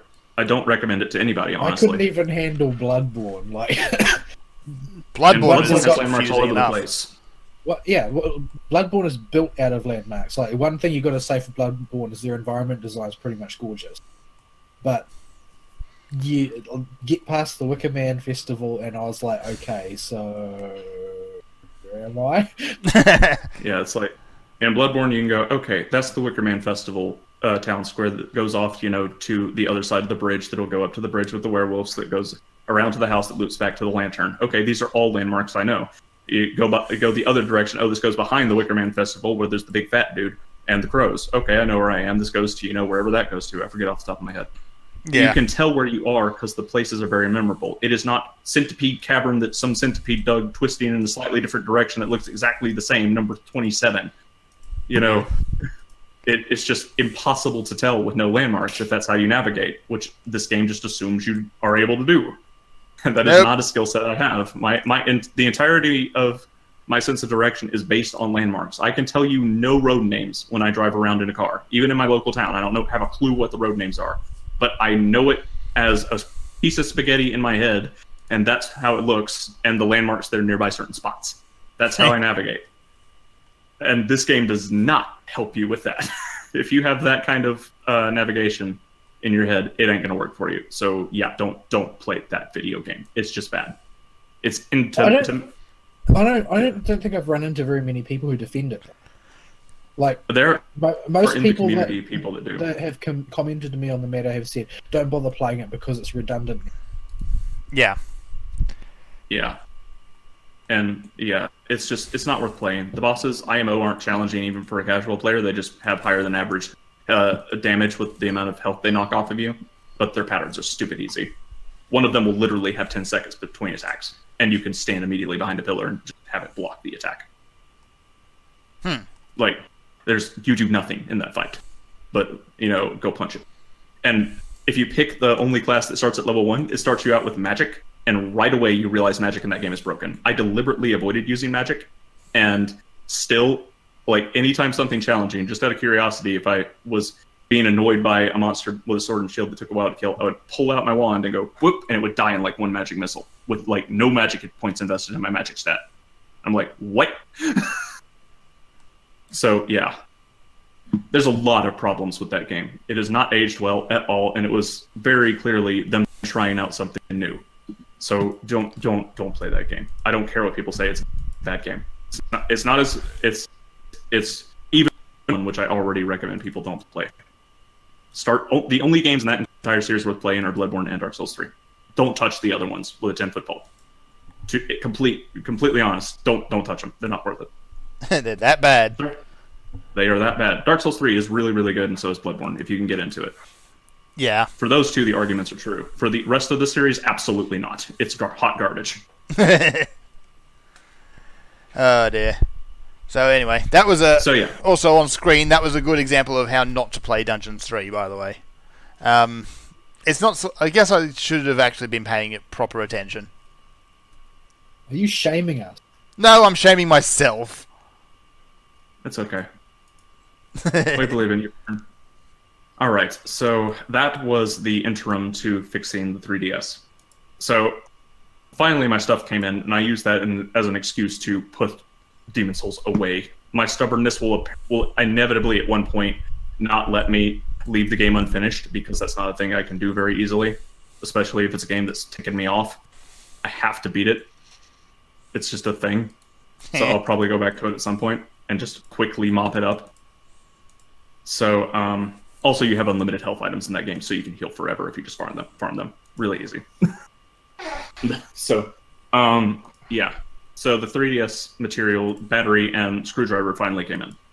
So I cracked the thing open. I'm like, okay, what's wrong with this thing? And right away, I saw the battery wasn't sitting right. I'm like, okay, why is it not sitting right? That means I don't need to change the battery, but I have an extra one anyway. So I popped a new battery in, and it sat right for a while. And I closed it up and booted it up, and it was running fine until it started happening again. I'm like, okay, what's up? So I unscrewed it again and pulled it out, and realized that the case was slightly warped from, I guess, heat, because I haven't dropped it to my knowledge. But I do keep my room, like my office that it lives in, 80+ degrees. Right. So I run a space heater nonstop. I turn it off for the show because it makes noise, but I keep this room really hot, relatively speaking. So I had to do some serious finagling to get the thing completely taken apart and see what was wrong. And the plastic underneath the motherboard had completely warped. It was like bent in a U shape, and it ain't supposed to do that when I looked at pictures online. So I'm like, well, how are we going to do this? And the only solution I could think of, don't do this at home, kids, was to stick the thing in a metal pan wrapped in 2 cloths that were flame retardant, and stick it in there and turn a blowtorch on underneath it and slowly push it back into shape. Ah, so the Microsoft Red Ring of Death solution, then. Is that how you fixed it? I don't know. No, actually, that was wrap it in a towel and let it cook itself. Yeah, a lot of people said that if you heated it up, it would soften the solder or something like that, just enough for something to make contact that wasn't making contact. Oh, right. I did use that fix on mine now that I think about it. Yeah. But you didn't have to use any external heating things. You just turned it on and wrapped it in a towel. Most people use a hairdryer for that crap. You know that, right, Ari? Well, I do not own a hairdryer, believe it or not. Someone in your house must. They're off on vacation right now with the hairdryers. Wait, what? This was thought of. My mother and sister are off on a cruise right now, and they took the hairdryers with them. And I was not going out of my house to go get a hairdryer at 3 in the morning. So there was a blowtorch. It works just as good. Oh dear. You don't have a heat gun in your garage? Didn't have what in my garage? A heat gun, which is basically like an industrial strength hairdryer designed mainly for heating up things like heat shrink and that kind of thing. Mm-hmm. I got one. No, we don't have one of those. I don't have one of those. we've never had a reason to use one, I guess. Yeah, there's definitely not one of those in our toolbox. We do a lot of electrical stuff. Family. Yeah. If I only buy a tool when I need it. So my tool collection is varied, but that is not one thing I have happened to need. So, because usually you can improvise heat, as with the blowtorch. Don't do this at home, kids. This was incredibly dangerous, and I had like 2 buckets of water with me in case something went horribly wrong. This is like when people's pipes freeze and they try and thaw them out with a blowtorch, and somebody will inevitably say, "Shouldn't be doing that. You're going to end up rupturing the pipe." And Something they'll horrible. listen, and they'll rupture the pipe, and they'll have to call a plumber or find compression joints or something. It always goes badly. Don't use a blowtorch to thaw things or heat things. Blowtorches are for blowtorching things. Yes. Yes. They're for setting things on fire. This is not something you need to do at home, kids. Do as I say, not as I do. Anyway, it worked after 3 tries. It took 3 cycles to get the thing flat and back to horizontal. So the motherboard sat properly again, and I plopped it in there, and it worked again for a while, and then it cut off again. And I'm like, are you serious? And then I noticed it looked like everything was making contact. And after a bit of Google searching, it turns out that natural heat can also just make the battery not make contact sometimes. There's very, very like minuscule warping that actually goes on where you seat the battery. So I'm like, okay, this battery doesn't even get hot enough to melt glue. So I just ripped apart like 5 pieces of paper and shoved them on the side of the battery that doesn't have the contacts. So it's jamming it into the prongs, and it's working fine now. Huh. And yeah, that's how I fixed it. That's pretty much the fix that everybody uses for batteries and things that don't make proper contact.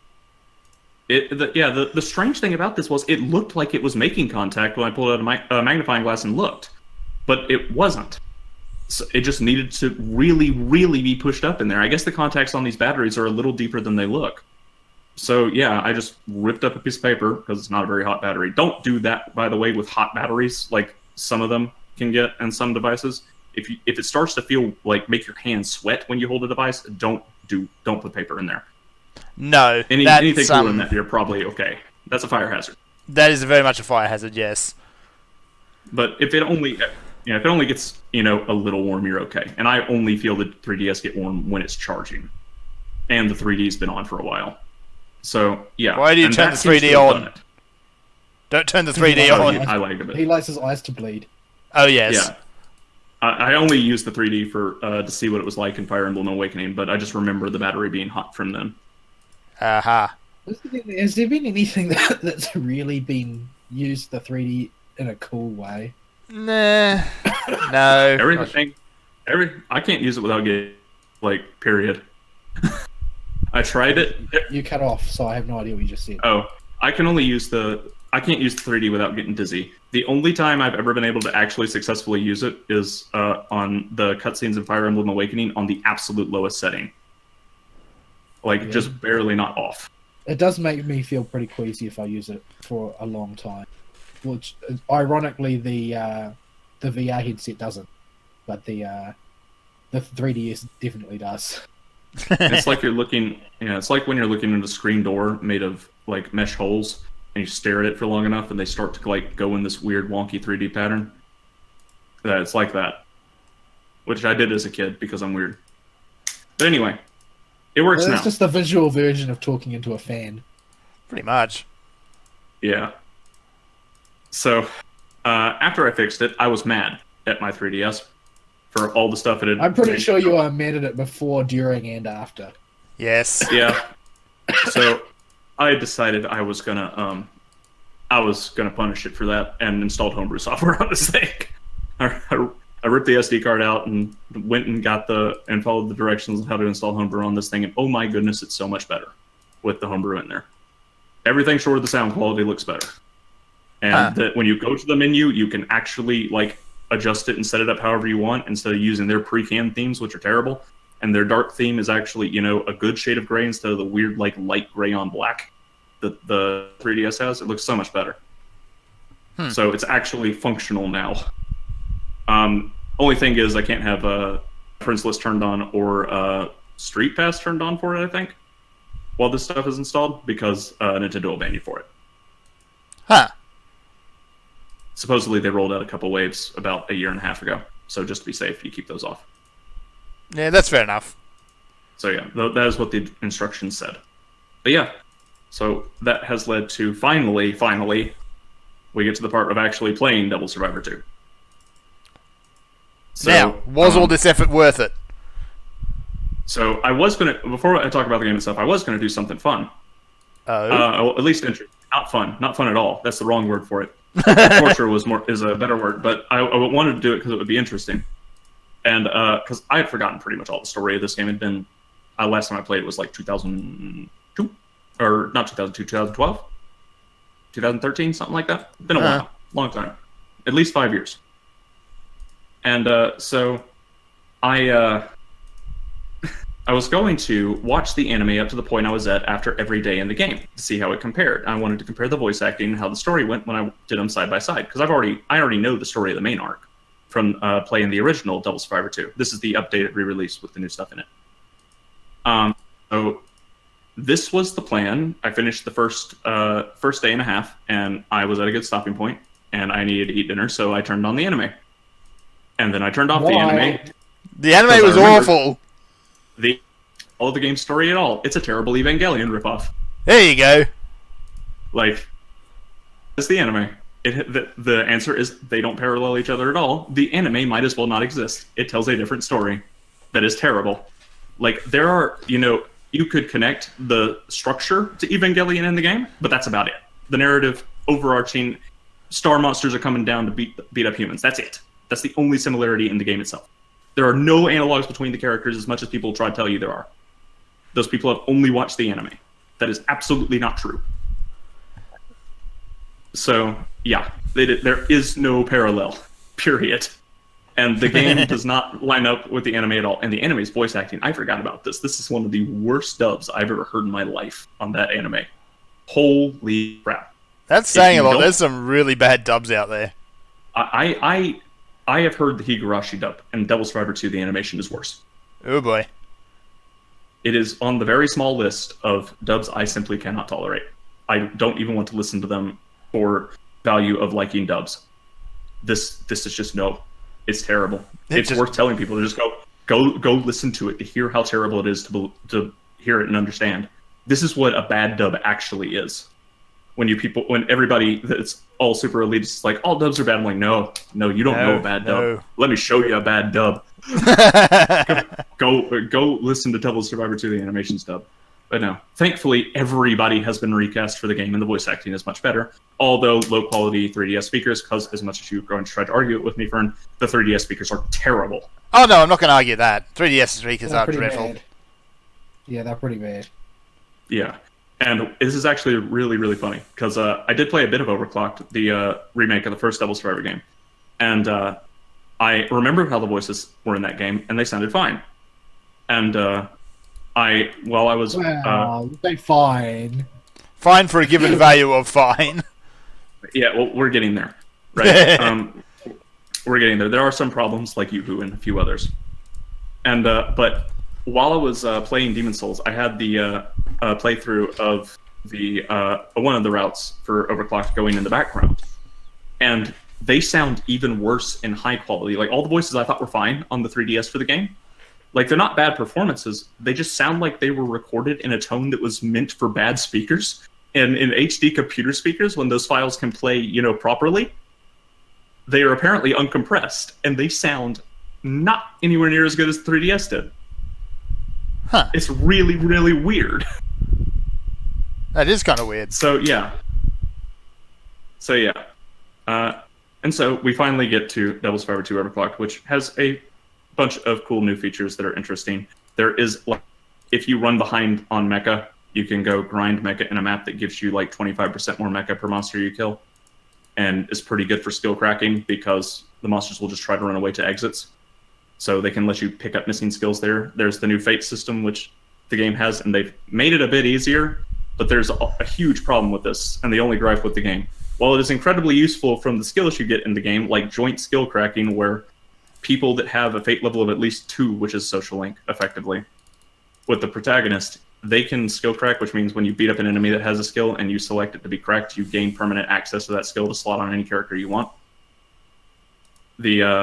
the protagonist can crack skills that other people have targeted, as long as they have Fate rank 2 with him. So what you do is you set up everybody to crack targets on the boss and have the protag get the killing blow, and you crack 4 skills at once, which is really nice and not as nearly as bad of a headache.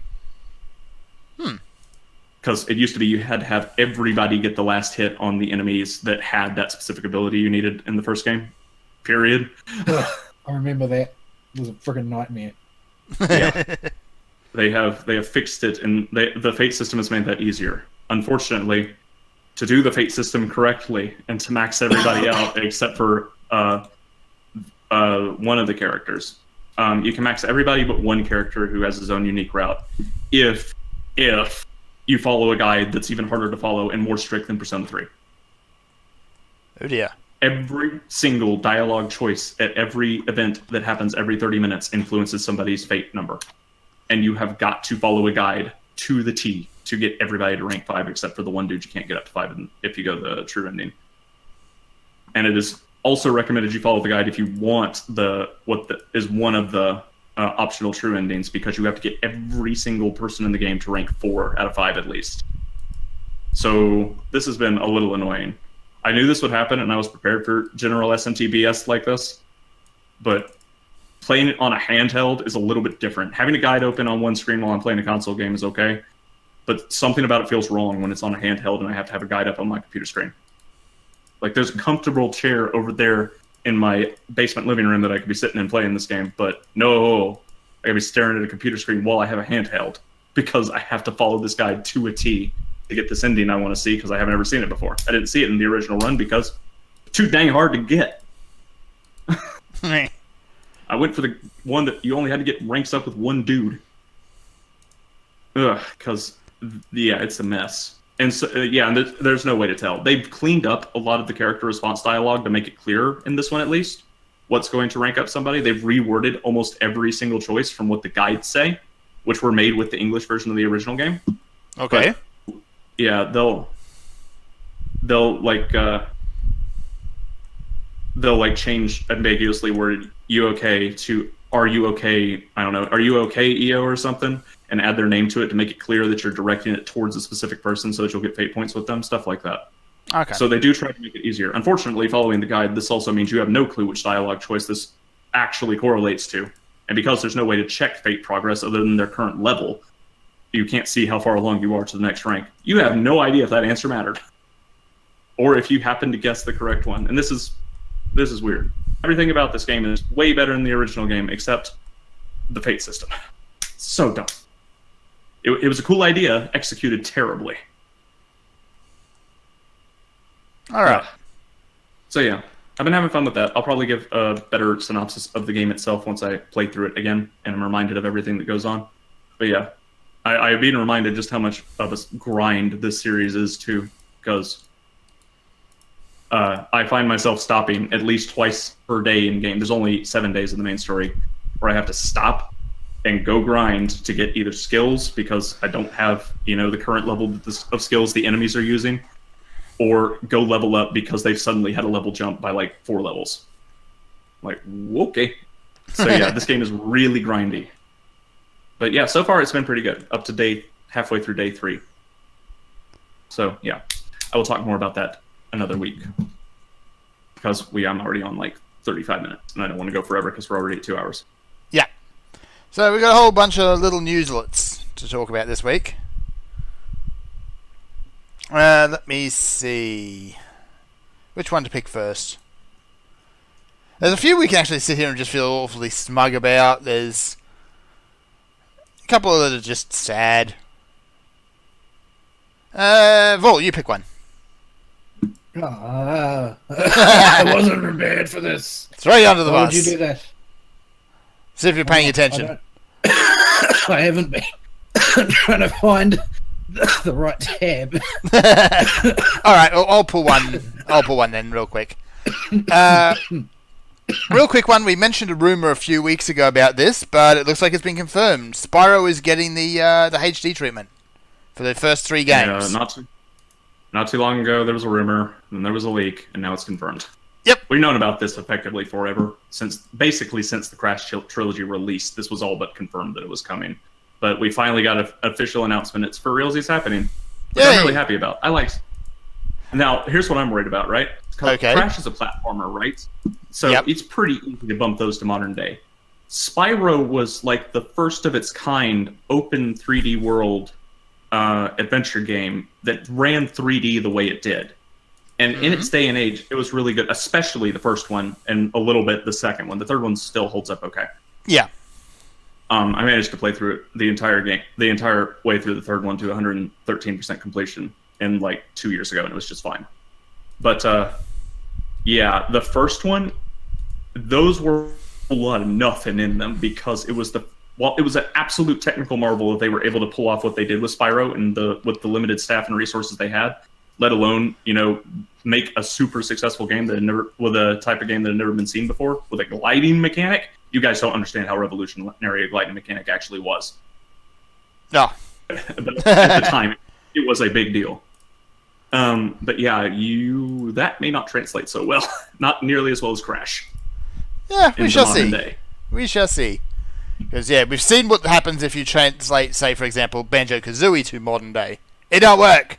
You end up with ukulele. Well, we've seen what happens when people that rush a product out and mismanage their time try to do Banjo-Kazooie. And then we see what happens when somebody does a collectathon in modern day with a hat and a cute girl with bad animations, and that's amazing.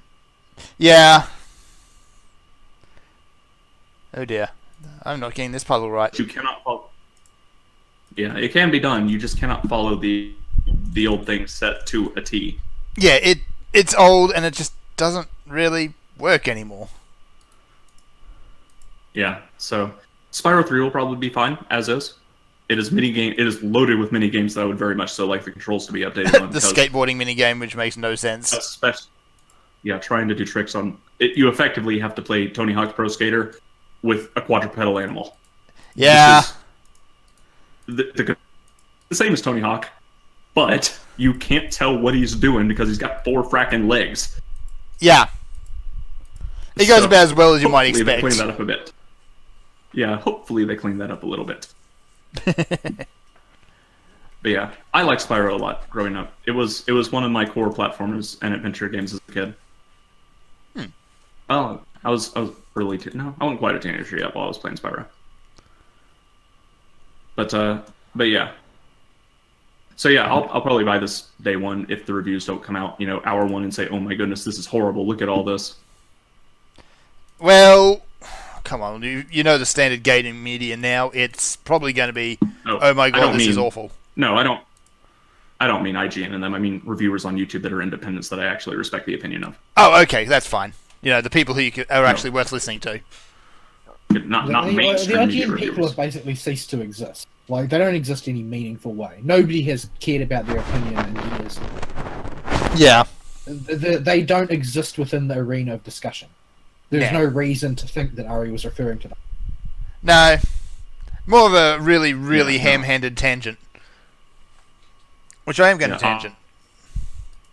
Oh dear, Fern, are you lagging or am I lagging? I do not know, but it seems to have stopped. Yeah, you're hitting pretty hard with me, but Vaul was fine. Weird. I think you're okay now. Very weird. Yeah. But no, I'll wait till like Clemps or Butterbuns or somebody that I actually listen to talks about the game. Yeah. So, ham-handed tangent. Far Cry 5 is selling very, very well. Oh, we're jumping topics. Okay. If they hadn't tried to make everybody think it was the worst thing ever, it probably wouldn't have.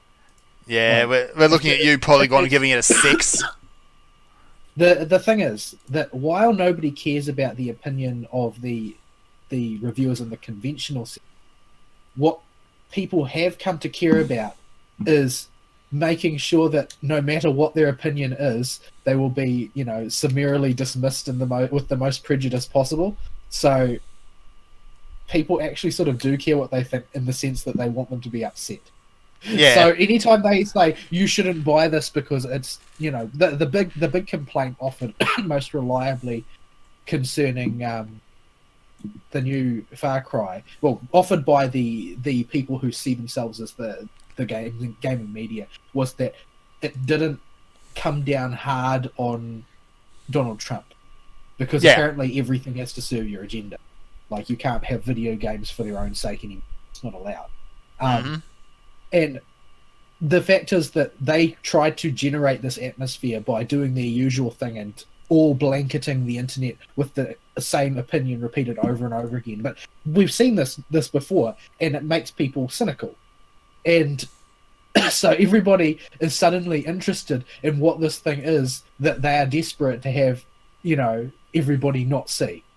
And it makes things more popular. The same thing had already happened with Dragon's Crown, right? Like, they furiously decried Dragon's Crown as the most misogynistic thing out there. And everybody bought it because they wanted to see what the fuss was about. Yeah. Because they were so enthusiastic. Like, their influence is not it does not exist in the sense that people want to know what their opinion is. It exists in the sense that people want to know what they're so mad about so that they can, participate in it.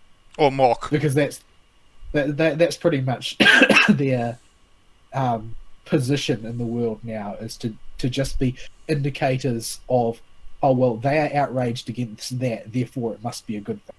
So, but the game as a whole has gotten a lot of praise for everything except for that which is done deliberately. So people really like it in the sense of they think that it's sort of organic world exploration and participation is great. People hate everything about the story. Not because of, any sort of inclusion of political strain there. The game is largely apolitical from what most people have said. It doesn't care about that sort of thing. But the thing is that what the game does do is it proceeds the story by randomly triggering events where you get captured. Even if you're doing something completely absurd like flying a plane. You're just randomly suddenly captured. Yeah, you're suddenly captured. I haven't played it myself, so this is all second-hand information, by the way.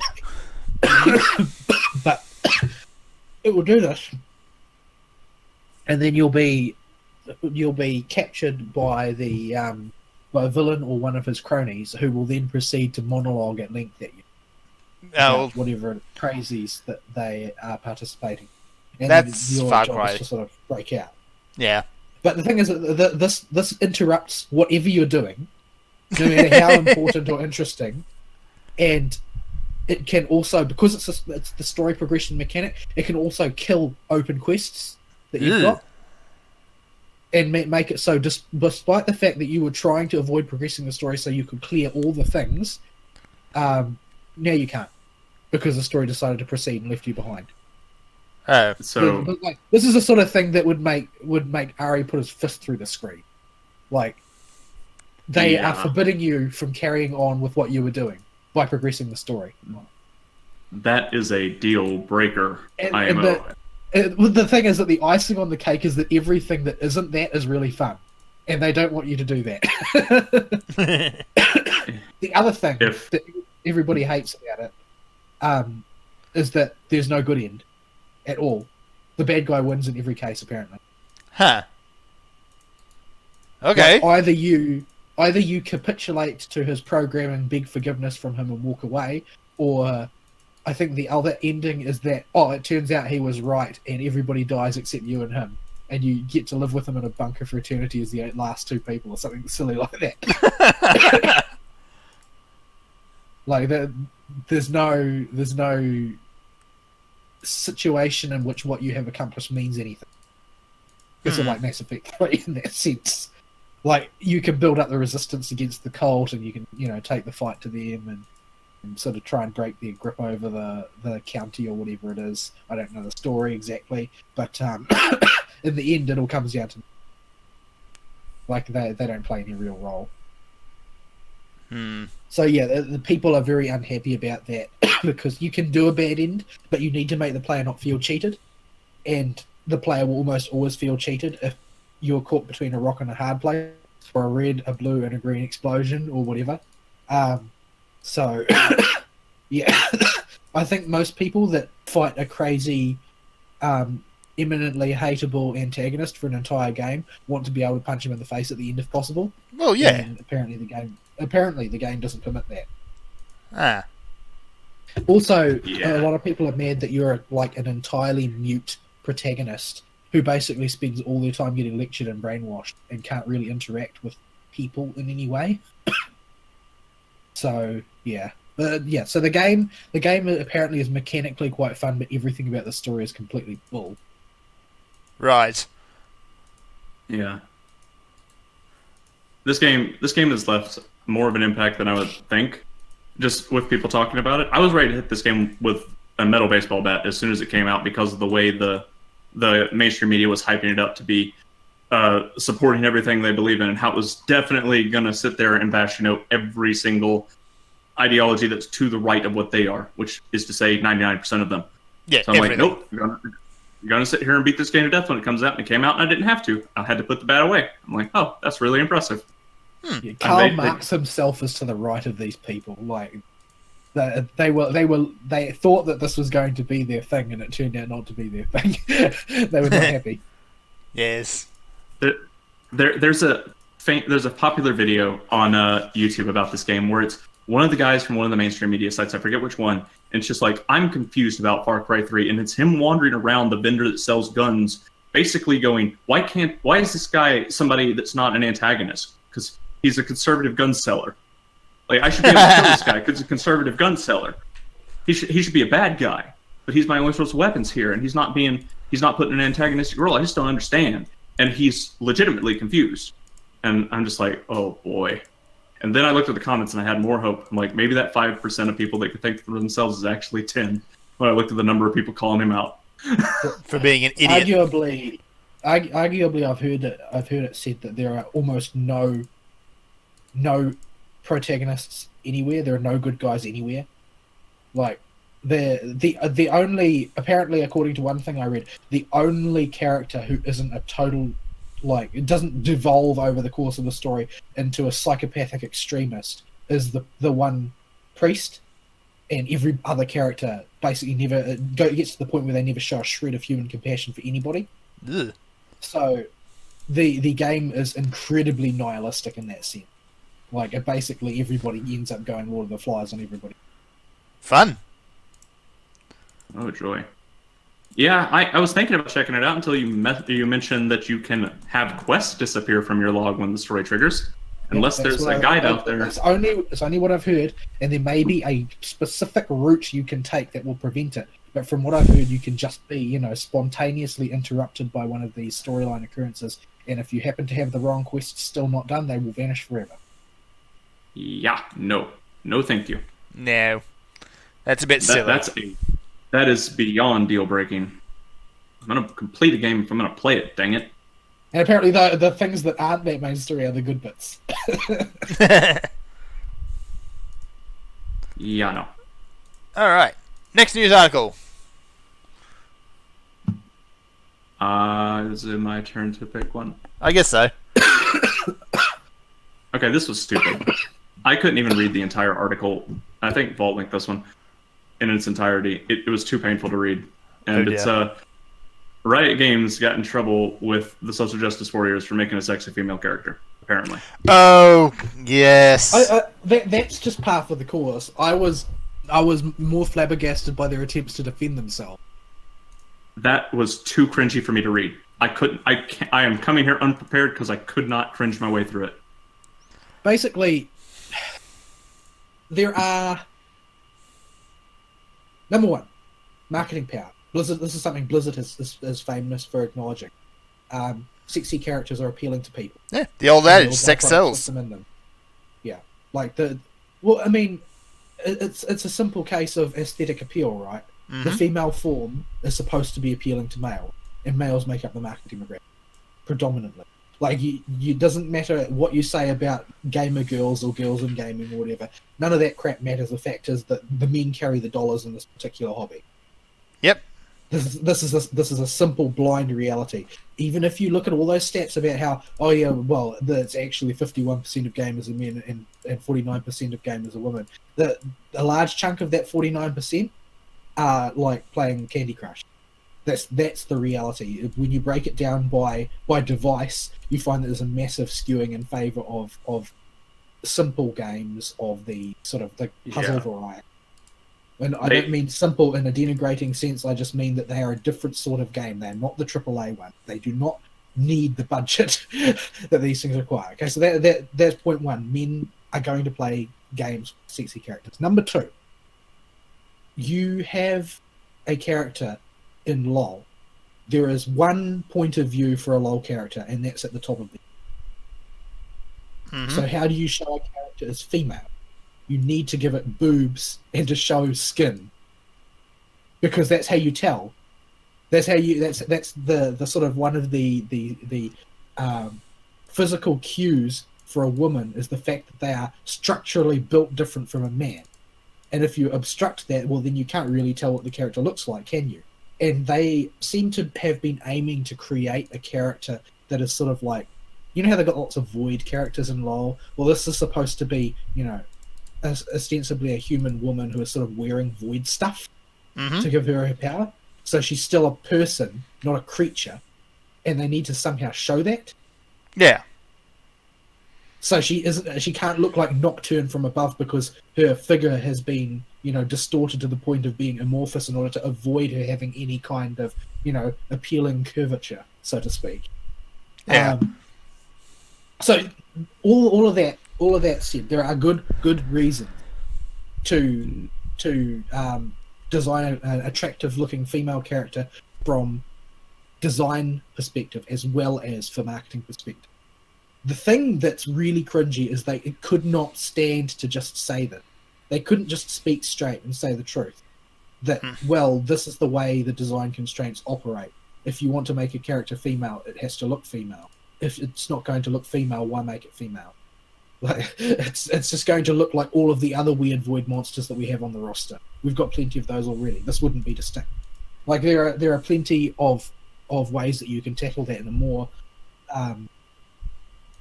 tactful fashion than I just did, but they didn't try.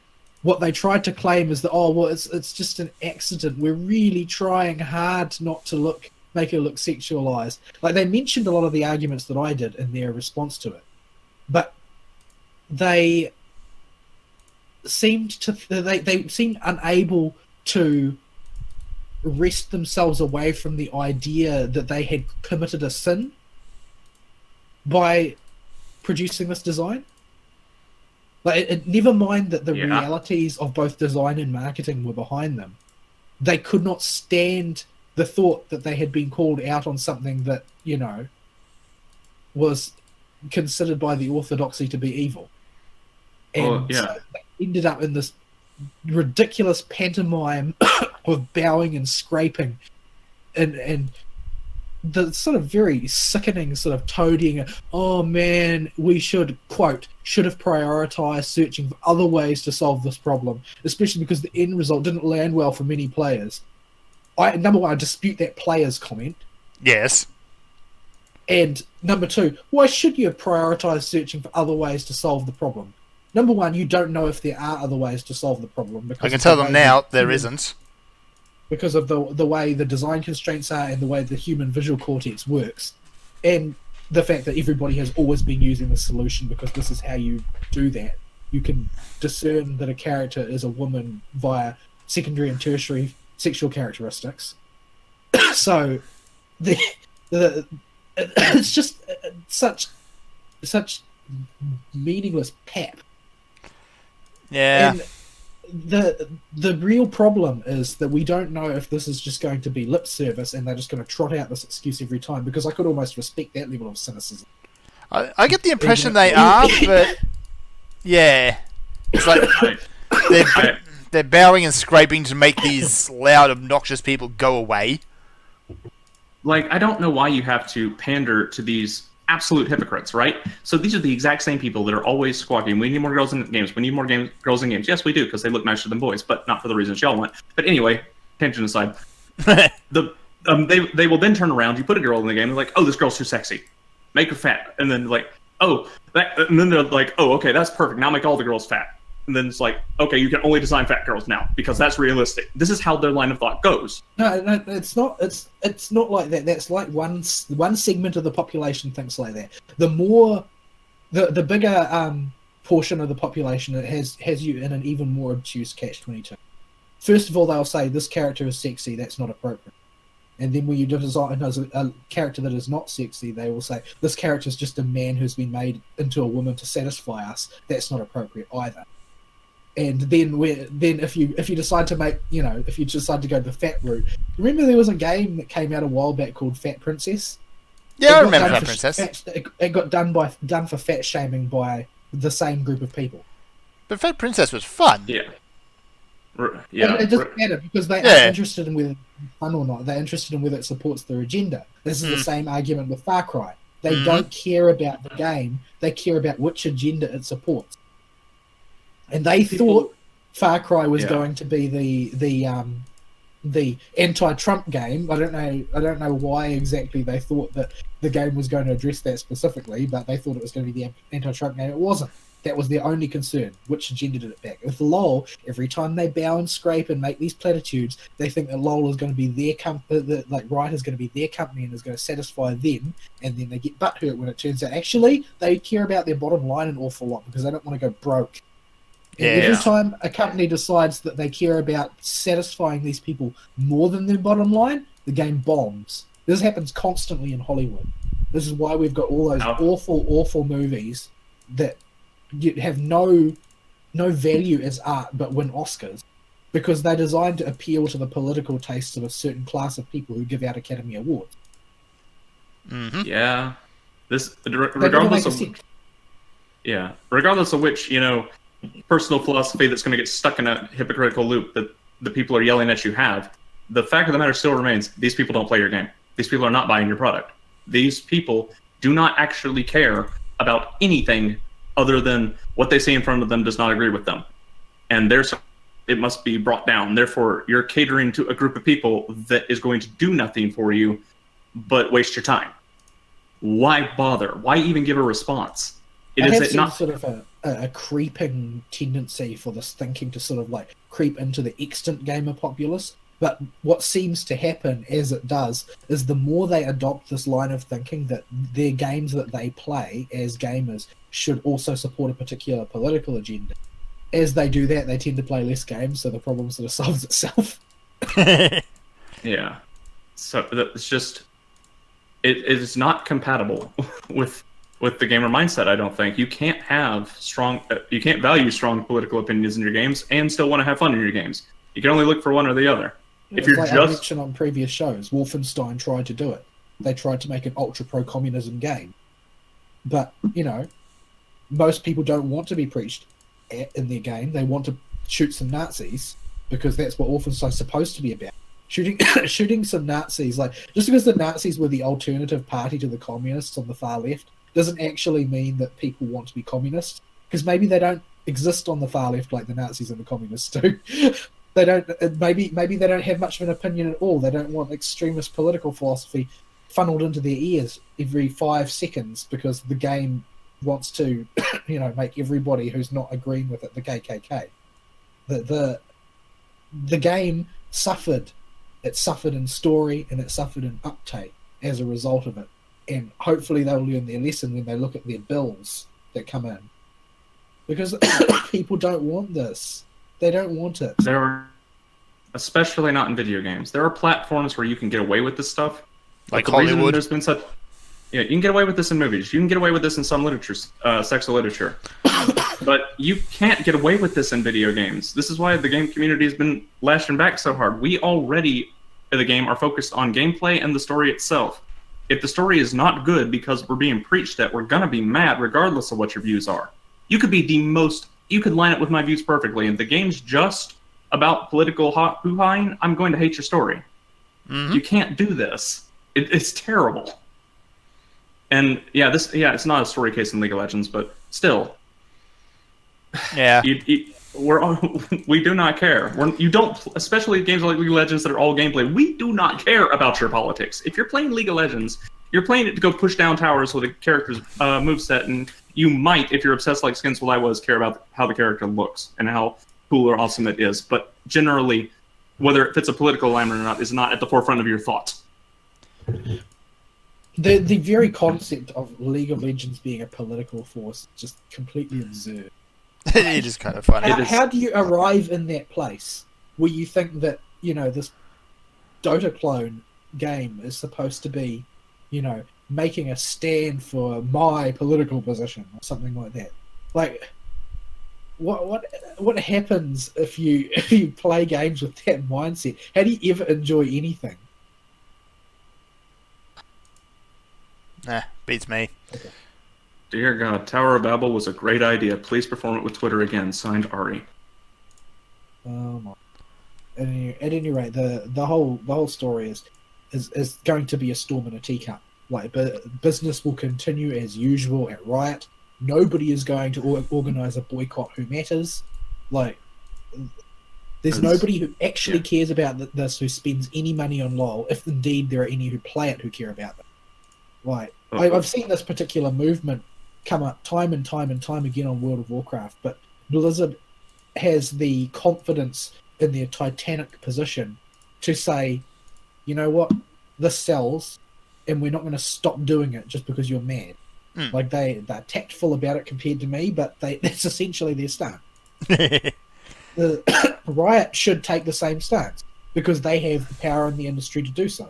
They can say, you know what, we like the character design, that's why we put it in the game. We thought that it worked from a design perspective, but our concept, and you know what, we don't actually care if it's an attractive female. That's fine. Like, what are they going to do? If they say that, who is going to brand them misogynist? A bunch of people who don't matter, who nobody listens to. Why do they care? You can't make something so by demanding that it be so. Nobody can make them actually misogynist by declaring them misogynist. That word really does have no meaning anymore anyway. It's just like racist, right? I mean, people think that getting called racist makes you a racist. No, it doesn't. There's a certain set of beliefs regarding the manifest superiority in a moral and technical sense of one race over another. That makes you a racist if you believe that. If you have in-group preferences, or if you are called a racist by somebody, neither of those things make you a racist at all. Happens, like, it can't be made a daily racist on the internet to me. Declaring it to you. It's silly. You can't go through life worrying that somebody might call you a name. This is why I love the South. Racist on sight just for being in the South by the more extreme leftists. So, just happens. We know it doesn't matter. You can basically you can write it off before it happens quite simply in that situation. Yeah, it's the same reason the N-word doesn't mean anything down here. Like, racism is deader here than anywhere else in the world, but people believe we're super racist because we all laugh it off at this point. It's a joke. It doesn't matter to us. This is a fortunate thing of living where I have been, because it just teaches you not to care. What people say doesn't actually matter. Yeah, it's quite silly that the racist, in some sense, racist was basically a made up term. Like, it exists now purely as a cudgel. Like, this is a way to make people fall in line because you can wield this word again. Meaningless, pointless word. It's very silly. You don't need to capitulate to it in any sense. It doesn't matter who you are, because the worst, in the most circumstances, the worst that people can do to you is get upset. If they try anything more than that, well, they're going to end up contravening laws. So, there's no problem there. I mean, there are problems that can arise when you have this sort of completely uniform thought in certain institutions. Like, there are people who have received censure many times from particularly academic institutions for having the wrong political opinions and so forth. But you know what? You probably weren't going to have a very good time there anyway if you're working with such a bunch of authoritarians. Like, that's fascism on its face. Yeah. And the best thing any company or any person can do with this stuff is just learn to let the buzzwords slide off of you. The labels don't matter. If you have actually have the ability to think for yourself and figured out why you believe what you do and what those beliefs are, that doesn't matter what other people say. These buzzwords don't even mean things to the people that say them. They're just saying them. It's just another way of saying I don't like you. Racist doesn't mean anything. It means I don't like you. Sexist doesn't mean anything. It means I don't like you. It doesn't actually mean you dislike anyone of the opposite sex. It doesn't actually mean you dislike anybody of the opposite race. It means that person doesn't like you. That's what it actually translates to. Oh, what's that? There's that movie. I can't remember which movie it is that I've heard about. I think it's one of those comedies made by that fat guy. But the guy's like, I don't know if he gives me the impression of, I can't remember his name. He does normally very blue comedy, but can't remember. Larry the Cable Guy? But no, I don't remember. But basically, there's a line in there where a guy declares himself gluten-free, and another guy's like, "You don't even know what gluten is," and the guy says, "Gluten is everything that's bad." Yeah. Like, yeah, racism and sexism is gluten in this case. Yeah, it's like that. I'm not going to go into why the U.S. is like this and why this mindset is especially prevalent in the big cities and how much these people literally do not think, because we'll be here all day. But yes. The short version is get your bull crap out of our gaming. Yes. Yes. We don't care. Play video games. Yes. Even if you support our side of arguments, don't put it in video games. Put it in a book somewhere. I'll go read it in Monster Hunter or in that thing in the book, not the game. I want to hit monsters with a big sword when I'm sitting at my PlayStation. I don't actually want to hear politics. If I want to hear politics, I will put on, a podcast that I like or something where they talk about political things. I could do that while playing games. I don't actually need the game to do it for me. I don't buy a game from a company because I'm interested in that company's opinion. I'm interested in the game that they created, and only that. Mm-hmm. It also makes commentaries on fantastical ideologies about politics that just impossible to read because of the filter we have to put on them, where we go, is this a commentary on modern day or not? I can't tell. Yeah, I'm getting really, really sick of this mentality which has been sort of placed on me by this force that has appeared in the games industry, where I feel like I have to be suspicious all the time.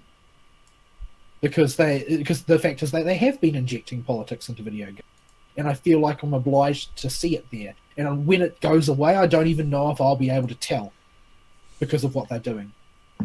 Yeah, I don't think this is going to leave us for a while. Yeah, I don't think it's going to go away for a while. I think this one's probably going to stick with it just because of how long we have to deal with it. You say that, but Far Cry did bank, and they weren't political at all. Oh, I meant the idea stuck in our head where we'll be suspicious of games forever. Yeah, but the fact is that people were able to identify that Far Cry was not political and gave it its money because of that. And I think that that's a good sign, generally speaking. Yeah. It'll eventually become common knowledge. This stuff doesn't make money. The fact is that it is the most popular entry in the franchise, which means that people who have never played Far Cry before picked it up. This is not just, franchise loyalists. This is people thinking that it looked like a good game and playing it. Yeah. If we ever make a game, we need to email Polygon and give them a review code and make sure that they hate it so that they give us exposure. Yeah, that's actually a good way to promote your game these days. You just need to hire some character artists who do art that they don't like. That work for Dragon's Crown. I think Dragon's Crown is the most delightful example because nobody would have even heard of that game without the outrage machine. Everybody knows about Far Cry. Nobody would have heard about Dragon's Crown. Yep. I loved it. I got about Odinsphere when it came out. In fact, most of the people that heard about Odinsphere also heard about it through the outrage machine because people were butthurt about Gwendolyn being sold off by her dad because that's because her dad's an ass, not because it was aimed at denigrating women. Because they never played further in the game than them, so of course not. They didn't play the game at all. Never mind that she actually does really like Oscar. Well, she comes to like him over time. She doesn't initially. She just sees herself as a prisoner. She doesn't think much about Oscar, period, initially. Oswald. Is it Oswald, isn't it? Oswald. It's Oswald, yeah. I don't know. It's been a while since I played it on the Vita. But, yeah. Thank you, Polygon, for introducing me to Vanillaware. Please do that more. Yeah, they're really good at accomplishing the exact opposite of what they hope to. And I hope it continues, because everything that they hope for is terrible. Hey, Riot, if you want to hire any of us for marketing, I guarantee we can boost your sales by like 20%.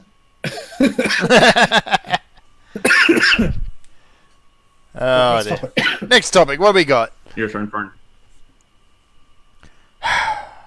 Do we have to talk about this one? 4 new DLCs announced for Final Fantasy 15. Well, this is expected because they announced that there was going to be a pile of them. What worries me is that this might become a trend, because they're like episode Prompto and episode Ignis and episode Gladio. Those were all side story. Yep. 3 of these new DLC are core story. Yes. And they are designed to fill the gaps of things that didn't make a lick of sense during the game. Yep, and it seems like it's going to provide the real ending. The alternate grand finale, as they're calling it. Like that really worries me because I don't want a world in which I've got to pay extra to see the ending of the game. No. Yeah, this makes 2 single-player Final Fantasies in a row that have royally screwed the pooch on this. Lightning Returns might as well not be a Final Fantasy game. It's a totally different genre. It's a dress-up game where it's an action combat game as well. It doesn't feel right. Lightning Returns is in the same vein as, well, gameplay-wise anyway, as X2. But anyway, the point was, 13.2 did a similar deal, where you did not get the full game at launch. Nope. The story would just stop at a certain point, and you had to go get the second half as DLC. Like, this is a thing, and this makes 2 in a row they've done. And this is, like, bad. Really bad. Now that they're doing it with 15. I can understand why with 15, where I imagine moving the story from the Nova Crystallis universe into a new setting and trying to still wrangle it together and keep what you had working resulted in a hodgepodge story that just wasn't very good and had a whole lot of holes in it. I can understand why the writing had a whole lot of holes in it. But patching up in DLC, I can hope this is just to fix a one-off problem, because it could be. But this is also going to make them a ton of money, because people want to see what happened, and they may get ideas. Well, the thing is that their story left so many weird little holes in it, which were designed to be filled. Like, these are not natural holes. This is not extra content. This is the parts of the game where you were playing and then you thought, WTF? Why is this suddenly happening? Like, even the side stories are that to a small extent. Like, when Gladio disappeared, most people were like, what? Because he offers no explanation for where he's going or why. He just disappears. Why are you in a hazard suit now? Where were you for the past 2 hours? Don't worry about it. Okay. Yeah, and you're just expected to accept it. But core story, like, this is going to be stuff like, oh, well, why does the antagonist think or do anything that he thinks or does? Like, the antagonist in 15 is completely inaccessible, second only to Ultimecia. There's no real logic communicated as to what he's about. He's like, oh, I didn't get to be king. Really? That's it. And like, he has no character. Effectively, he has character, but no depth to him at all. He's just a dude he does that's have around. Character. But you need to buy the DLC to find out. Yeah, like, he has character in how he's presented, but not in how he tells you anything or what you know about him or anything. He's just a dude in a rugged coat and a cool hat, and that's it. And he shows up and beats a douche and drives off. That's it. And, like, that's all you know about the dude. And then he's like, okay, cool, I'm the boss now. You gotta beat me up to finish the game. And we're like, what? Yeah, and the whole storyline, and I've talked about the way that the game seems to be built out of completely unconnected storylines before, but the whole storyline with Luna Freya in general, nobody has any idea why she's doing any of this stuff other than who is she? Yeah, we don't know anything about her. Even if you watch all the corollary material, you don't know anything about it. Yeah, it's absurd. But but all this is supposed to address it. Yeah, that's all going to be in the DLC. Yep. Give us that money. Give us my money. Yeah, then you'll find... Sorry, you have to draw me into the world first to get me to buy more content, not give me a hodgepodge and then expect me to fill in the holes with more money. Nope. Give us money. No money. No money. It's just dumb. I really hope... I know it's not, but I really hope this falls through. And that just doesn't do as hot as it looks like it's going to do. They don't do this anymore. But it's not. It's not going to happen. In reality, Final Fantasy is too big of a name. And people... Did Vault cut out, or is he still here? No, I'm still here. He's still here. Okay. I like it, so I wasn't sure. But yeah. I know this is just Final Fantasy is too big of a name. Too many people have played the game and want to figure out what the heck actually happened. Somehow people even like the base story with the holes in it through, I guess, the delusion that Final Fantasy must be good because it's Final Fantasy.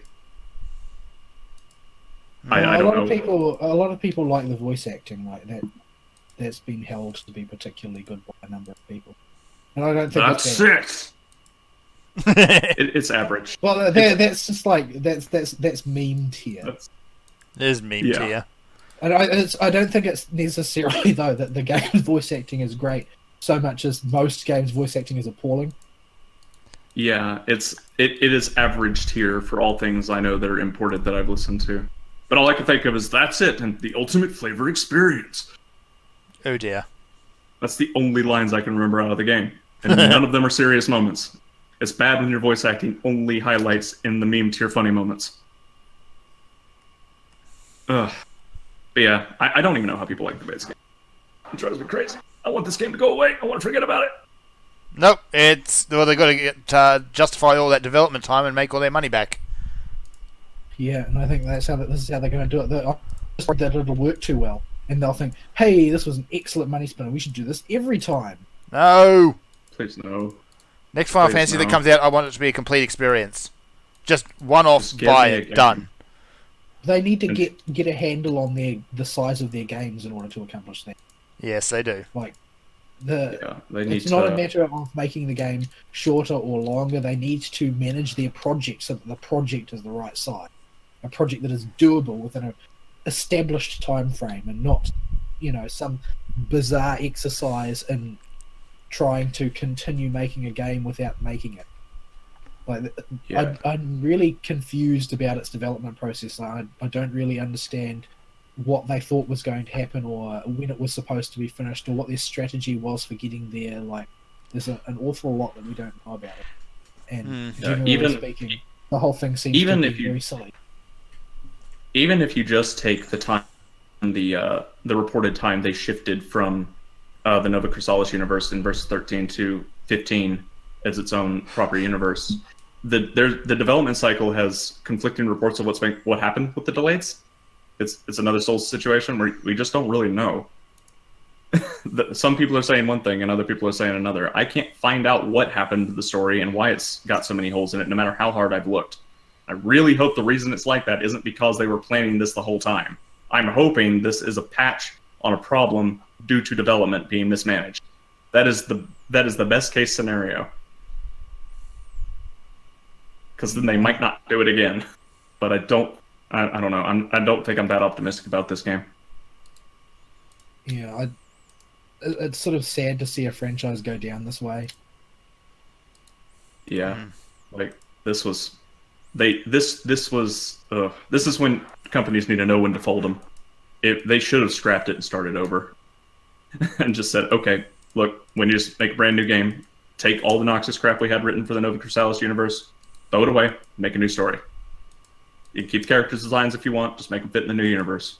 Just don't try and warp and twist it into something else, and then don't put whoever the writers were for this game ever in the writing seat ever again, and make sure they don't touch pen and paper. All right. Also scrap the combat system, and the car, and the fishing minigame. In fact, just throw the whole game away and never do it again. Yeah, I'm still not sure what they were thinking with half of that stuff. If they were actually thinking at all. Pretty sure it was. And now we got Final Fantasy Pro Bass Tour. That's been out for a while. Yeah, and it's still ridiculous. I saw some guy on YouTube post a meme-tastical video about it, but forgot. I'll have to dig it up again at some point. Alright. So that's Final Fantasy 15. Yep, it's annoying. What else we got? That's a picture of Amane. That's not news. Money and her ridiculous, I don't even know what you call that, costume thing. Alright. Sure. How about this one? Valve is removing Steam machines from its homepage. Or apparently already has. So... I forgot these were a thing. Finally admitting that idea was dumb. Yeah. Yeah. Yeah. This doesn't seem like hard calculus to do. It really doesn't. Like, people who want to play consoles buy console, and people who want to play PC games buy PCs and play games on them, and people who want both already have both. So why do we want to try and make a hybrid again? Especially considering how close to hybrids modern consoles actually are. Yep. Yeah, I don't know. Just you would have to hit somebody at the perfect time. First you have to find somebody who does not have a preference for one or the other. They would have to be in between buying machines for console and PC, and they would have to happen to know about this. That is way too specific a market to target with something like this. Yeah. We were pretty cynical about it initially, and we were right to be cynical. Yeah, it wasn't. And I don't think anybody called it any other way. No, I don't think they did either. It just seems like, oh well, this is logically the way it's going to go because the idea itself is nonsense. It's like, oh well, let's make a type of apple that tastes exactly like an orange. Here's an idea. How about we don't? Because we've got apples and oranges. We don't need one that looks like one but is the other. Yeah. Yeah, it is little more than a novelty, a very expensive one that nobody's going to buy. I mean, people do buy novelties, but I don't think that this is particularly novel enough because the two things are relatively similar to begin with. Like, they serve a similar purpose and they act in similar ways, but the whole idea was madness from my point of view. Yeah, it's not like this was a hard thing to call. This thing was never going to do well. Everybody called it. Yep. So yeah. Hope you learned something, Val. Don't do random junk. Yeah, there's... the things were just too expensive and pointless. How much did they cost? Like $500? They varied by manufacturer, which was another reason they failed, is because there were maybe 7 or 8 different types. Most of which backed out over the course of time when they thought about it for 5 minutes. I expect that most manufacturers who are offered like a deal with Steam to make a special Steam product are probably pretty excited initially. Yeah, like, hey, we can work with Valve and Steam, and that sounds like money to us. Let's give it a go. And then they look at the process, and oh no. So actually, this doesn't sound like a very good idea. We can already sell one of these things without needing their special license to do it. Yeah, if we really want to, we can put together a Linux box. Yeah, when Alienware is one of the few people that is supporting your product, and they give it up as a bad idea. That should be your absolute sign in neon saying this was a terrible idea. Abort now. Yeah. This isn't Alienware of old. This is modern Alienware, by the way. Yeah. Your 2010 Alienware. Yep. Which were still not that good. No. Was better. To be totally honest, these days I just associate Alienware with Terra General Chat gags. Oh dear. Oh dear. I always associate them with Razer because their stuff breaks all the time. Works good for a while and then starts slowing down and breaks. Don't buy a Dell. And that's what Alienware is. It's a glorified Dell. Yeah, don't buy a Dell. Dell's terrible. Okay. Do we have anything else worth noting? We've been jumping around the list a lot, so I don't know if we've missed anything. Game Spyro, YouTube video. There's a couple more out there you might be interested in, but they were around April 1st, so I don't know how true they are. Yeah. Alright, pick one and we'll figure it out. Arc System Works on April 1st announced a new dungeon RPG, Wizard Symphony, for PS4 and Switch. Yeah. That doesn't seem funny. That doesn't seem funny, no. I know, this would be a cruel joke, but it's on April 1st. We know nothing about it, we just have a logo. And it was on April 1st. Yeah. This is why we hate this holiday. Yes. April lies. Because even though this looks perfectly legitimate, and is probably a thing that is happening, there's a 20% chance it's a joke. Even though it's a company that does pretty well and can respect its customers at least okay. they've had some missteps the past few years. I had to take a few points away from them. But anyway. True. We don't know. On April 1st. Don't know, because, yeah, April 1st happened. Yep. Although, usually by now, they've come out and said, haha, fooled you. Yeah. So, we'll know more about it when the next issue of some magazine in Japan that does PlayStation coverage comes out. Alright. We've got Shadow of War. Middle-earth Shadow for War has thrown out its microtransactions. Because you mangled that so much, I have no idea what you're I did. I'm going to start that again. So, Middle-earth Shadow of War, I can words real good today, has ditched their microtransaction scheme. They're going to phase it out and get rid of it completely. Yay. Yay! They shouldn't have had it there in the first place. Please don't put microtransactions in single-player games. Please don't do it. Yeah. I would very much like to live in a world where people just decided, you know what, this is just exploitative bullcrap. We don't need to try and hinge everything on this stuff. Like, I don't actually mind microtransactions existing on account of they are too convenient business-wise for them to ever stop existing. But I would kind of like it if they dialed back on how cynical they were. Yeah. Yeah. I wish there was a threshold where it would just become clear that this is too reprehensible a way to treat the player. We can't go this bad with our microtransactions. But no, people will buy Saint ports in Fate Grand Order, for God's sake. Like, oh my goodness. Spend thousands of dollars in a single sitting in order to get Jean Alta.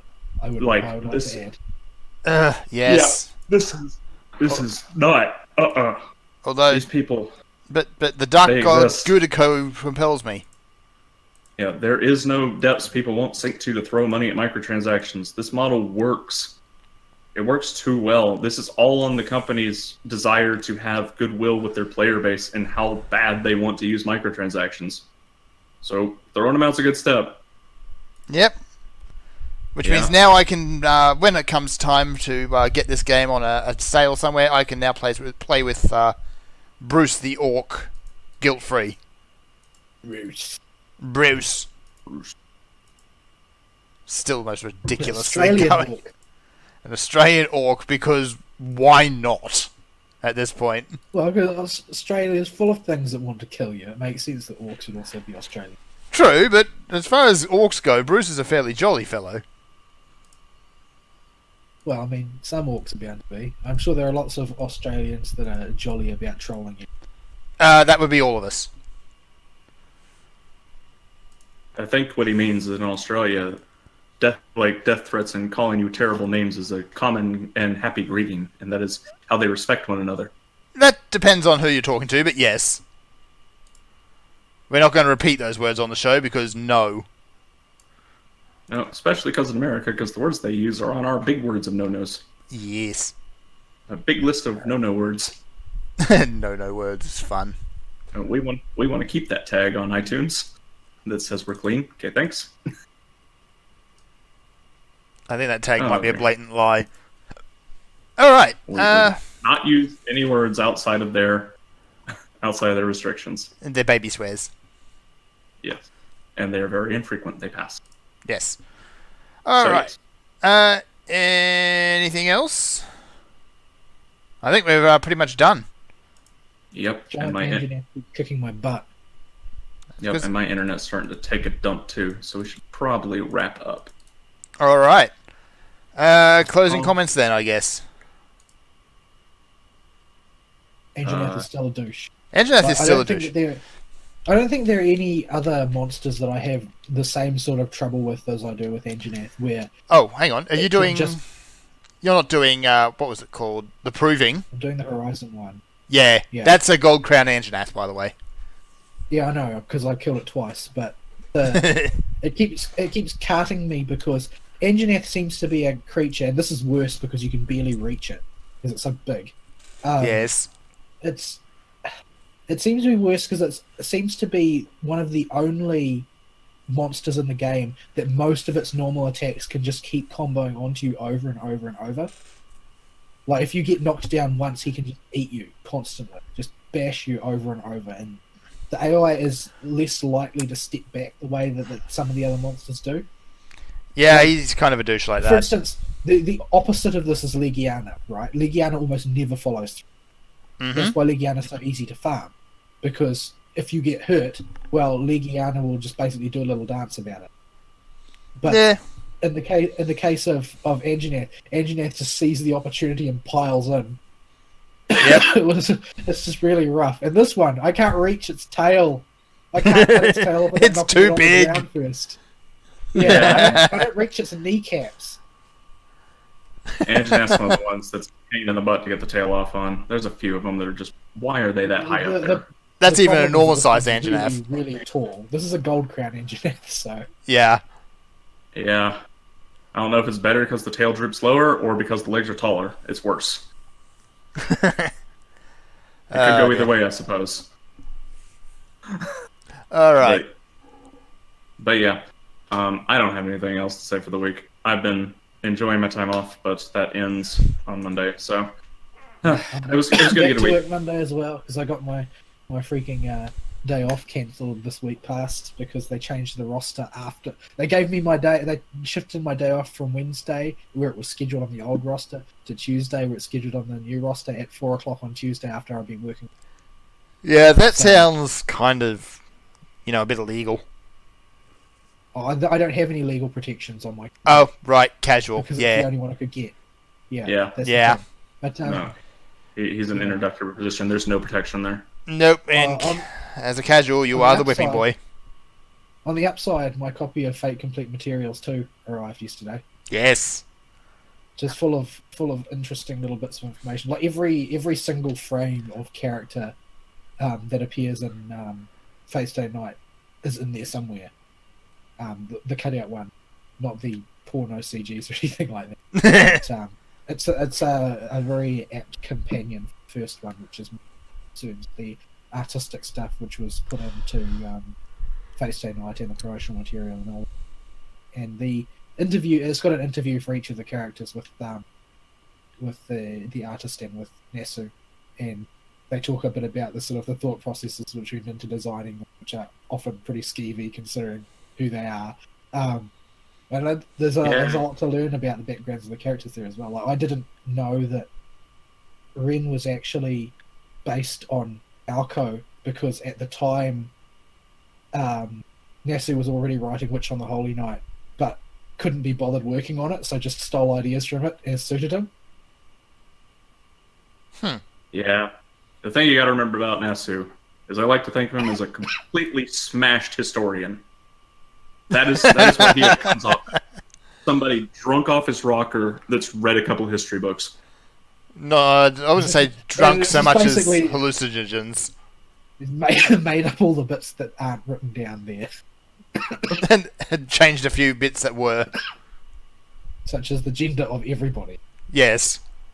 I haven't seen any flip in favour of male yet. I wonder if that will ever happen. Just, for a bit of variation. I think I saw one on the wiki, but I forget who it was. Huh. The wiki's huge. The wiki You is can't- enormous. You cannot realistically remember everything you read on that wiki. It's too big. Especially on the Misk characters page. Ooh, yes. Yeah, no, you gotta sort them out somehow, or you're definitely not gonna remember them. But yeah, Also a lot of new material has come out on Extella Link, including Charlemagne's ruler form, which I think is truly spectacular. It is ridiculous and completely over the top. Vaul mentioned he looked like sort of like a mix between Clint's character and something else. And yeah, his hair definitely gives me a Charles V. Britannia vibe. Ugh, I can't English either. We words good now. He's like Charles V. Britannia, the pro wrestler. Yes. Yep. Pretty much. It's actually starting to shape up to look pretty good, that game. Like, Extella was alright, but I found it a little disappointing just because of the lack of variety. Well, they've increased the roster, certainly, even with a few odd selections, like Darius, I didn't expect to be in there. Yeah. I want to love that genre. I keep thinking I'll like that genre. There's nothing about it that turns me particularly off, but... The Dynasty Warriors 9 is apparently not very It's for good. people like me who have no skill and want to hit things anyway. Mash button, But, yeah. win, do something awesome. But I just get bored with it every time I try. I tell myself I'm going to try and stick with it. This time I'm going to do it. Because I want to like that genre game. I just can't get into it. I just hope that nobody discovers that if they release DLC characters for that, they will have me. Yeah. They will be able to take me to the milking machine at that point. I'm Hey! gonna... Could be was worse. able to resist. I was able to resist the urge on costumes, but if they actually release characters, it'll be over. Yeah, it would. And Vaul, I'm a plane tech would be cheaper to rescue him if that happens. What'd you say? Oh dear. I'm glad that Japan hasn't really, or at least for their mainline games, haven't caught on to the loot box idea. Otherwise, you would end up with Fate Extella Gacha. Oh dear. I don't need that. We have Grand Order. We just Yeah. need that idea to Grand- seep into console. If it was at all practical to actually buy particular characters, Grand Order might be able to sucker me in, but it's not. It's a gacha game. It's Gacha. Yeah. Yeah. I don't mind once in a blue moon dropping $20 in a gacha game if I play it a lot. Not Grand Order. It's way too expensive. It is ridiculously expensive. It is. Yeah, they is. might have been No. able to sucker me in if they had started their price point at like $10, then maybe they would have been able to bait me. $10 for maybe. You've like my friend Max has this theory that there's this, but that everybody has, well, most people have a throwaway value, like an amount of money below which the amount is inconsequential and will be thrown away on anything. And for most normal folks, it's around $10. Like if anything costs $10 or less, they just don't care.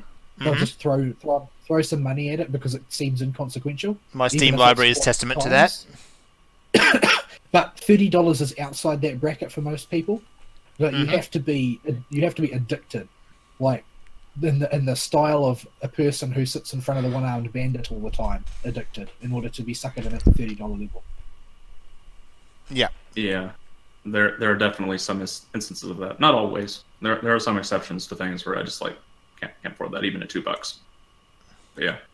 And for gacha games specifically, that threshold is like Well, I mean, $5 for a reasonable. I'm not talking about things that are insulting, like horse armor. I'm talking about things that actually would add value, but the amount that they would add value is never $30. No. Yeah. $30 worth of gacha is just no. No. Too expensive. Oh my god. Unless it's a lot of gacha, but it's not See, Grand Order. I feel like the rarities of things in Grand Order are oppressive. For I have a distorted opinion because I am deeply below average. Like I'm third standard deviation below average on luck. Ari's like third standard deviation above average. Yeah. But, I'm the median. yeah, you're the medium. You actually have luck sometimes that is good and sometimes that is bad. I only have that kind. But I feel that the luck in general, like the drop rates, are pretty oppressive. Like the chances of a 5-star are 1%, are a square 1%, and for a servant, and 4% for a craft decent. Mind you, I'm way below the curve on that. But I feel like they are still relatively generous as far as how much Saint Quartz they give out.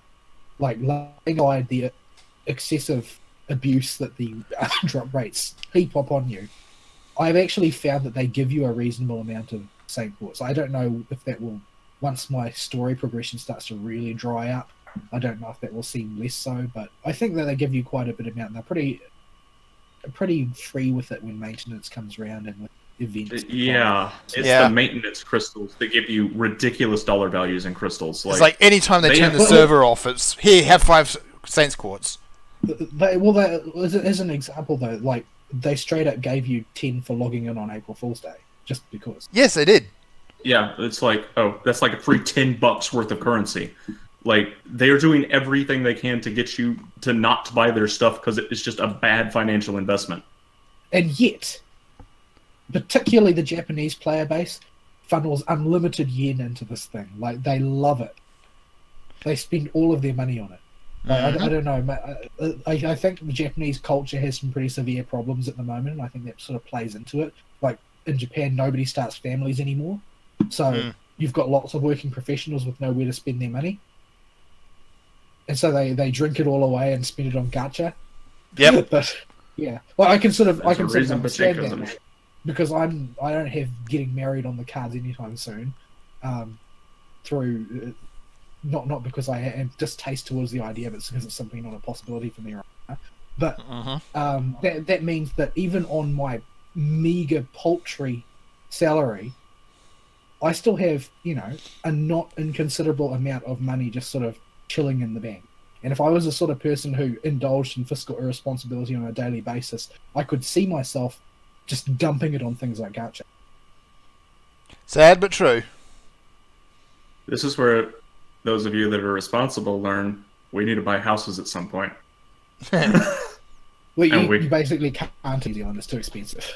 It's not like the Bay Area, but generally New Zealanders, like fully half of New Zealanders are too poor to ever own one.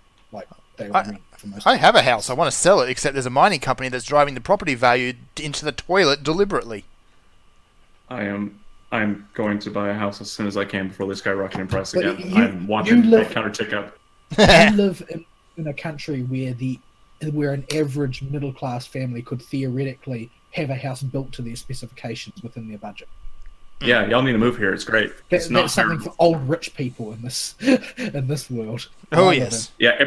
Every time y'all talk about the money in y'all's countries, I'm just like, come over here now. That is unlivable. There's no way I can look at prices and ratios in your country. You say that, and that might even be a possibility for Fern, but my currency's not worth enough. You know how long it would take me to get enough money to get established in the US with how much our currency is worth? Yeah. Well, hang on, I'm lagging. There we go. I don't have any intention of going and living like an illegal immigrant in a flop house somewhere in the US. No thanks. Yeah, no, don't do that, but no. No. Anyway, we were wrapping up. Yeah, yes. let's wrap up before I spawn yet another tangent. I always seem to leave all of my idle thoughts to the last show. But yeah. Why? Is there a taco? I'm going to go back to waiting for cold days to arrive in the post. Yeah. Oh dear. All right. I have skin game now, but I don't have cold days. That is going to just haunt and torment you. Thanks, postal system. I really appreciate it. Just remember, the later you read the next books, the less the wait will be for the one that eventually gets released sometime this year, supposedly, we promise. 3. 4. At least. We're finally getting the side stories, but anyway. We should end the show. I'm going to go figure out why there's a Taco Bell charge for today when I didn't leave the house. Wait, what?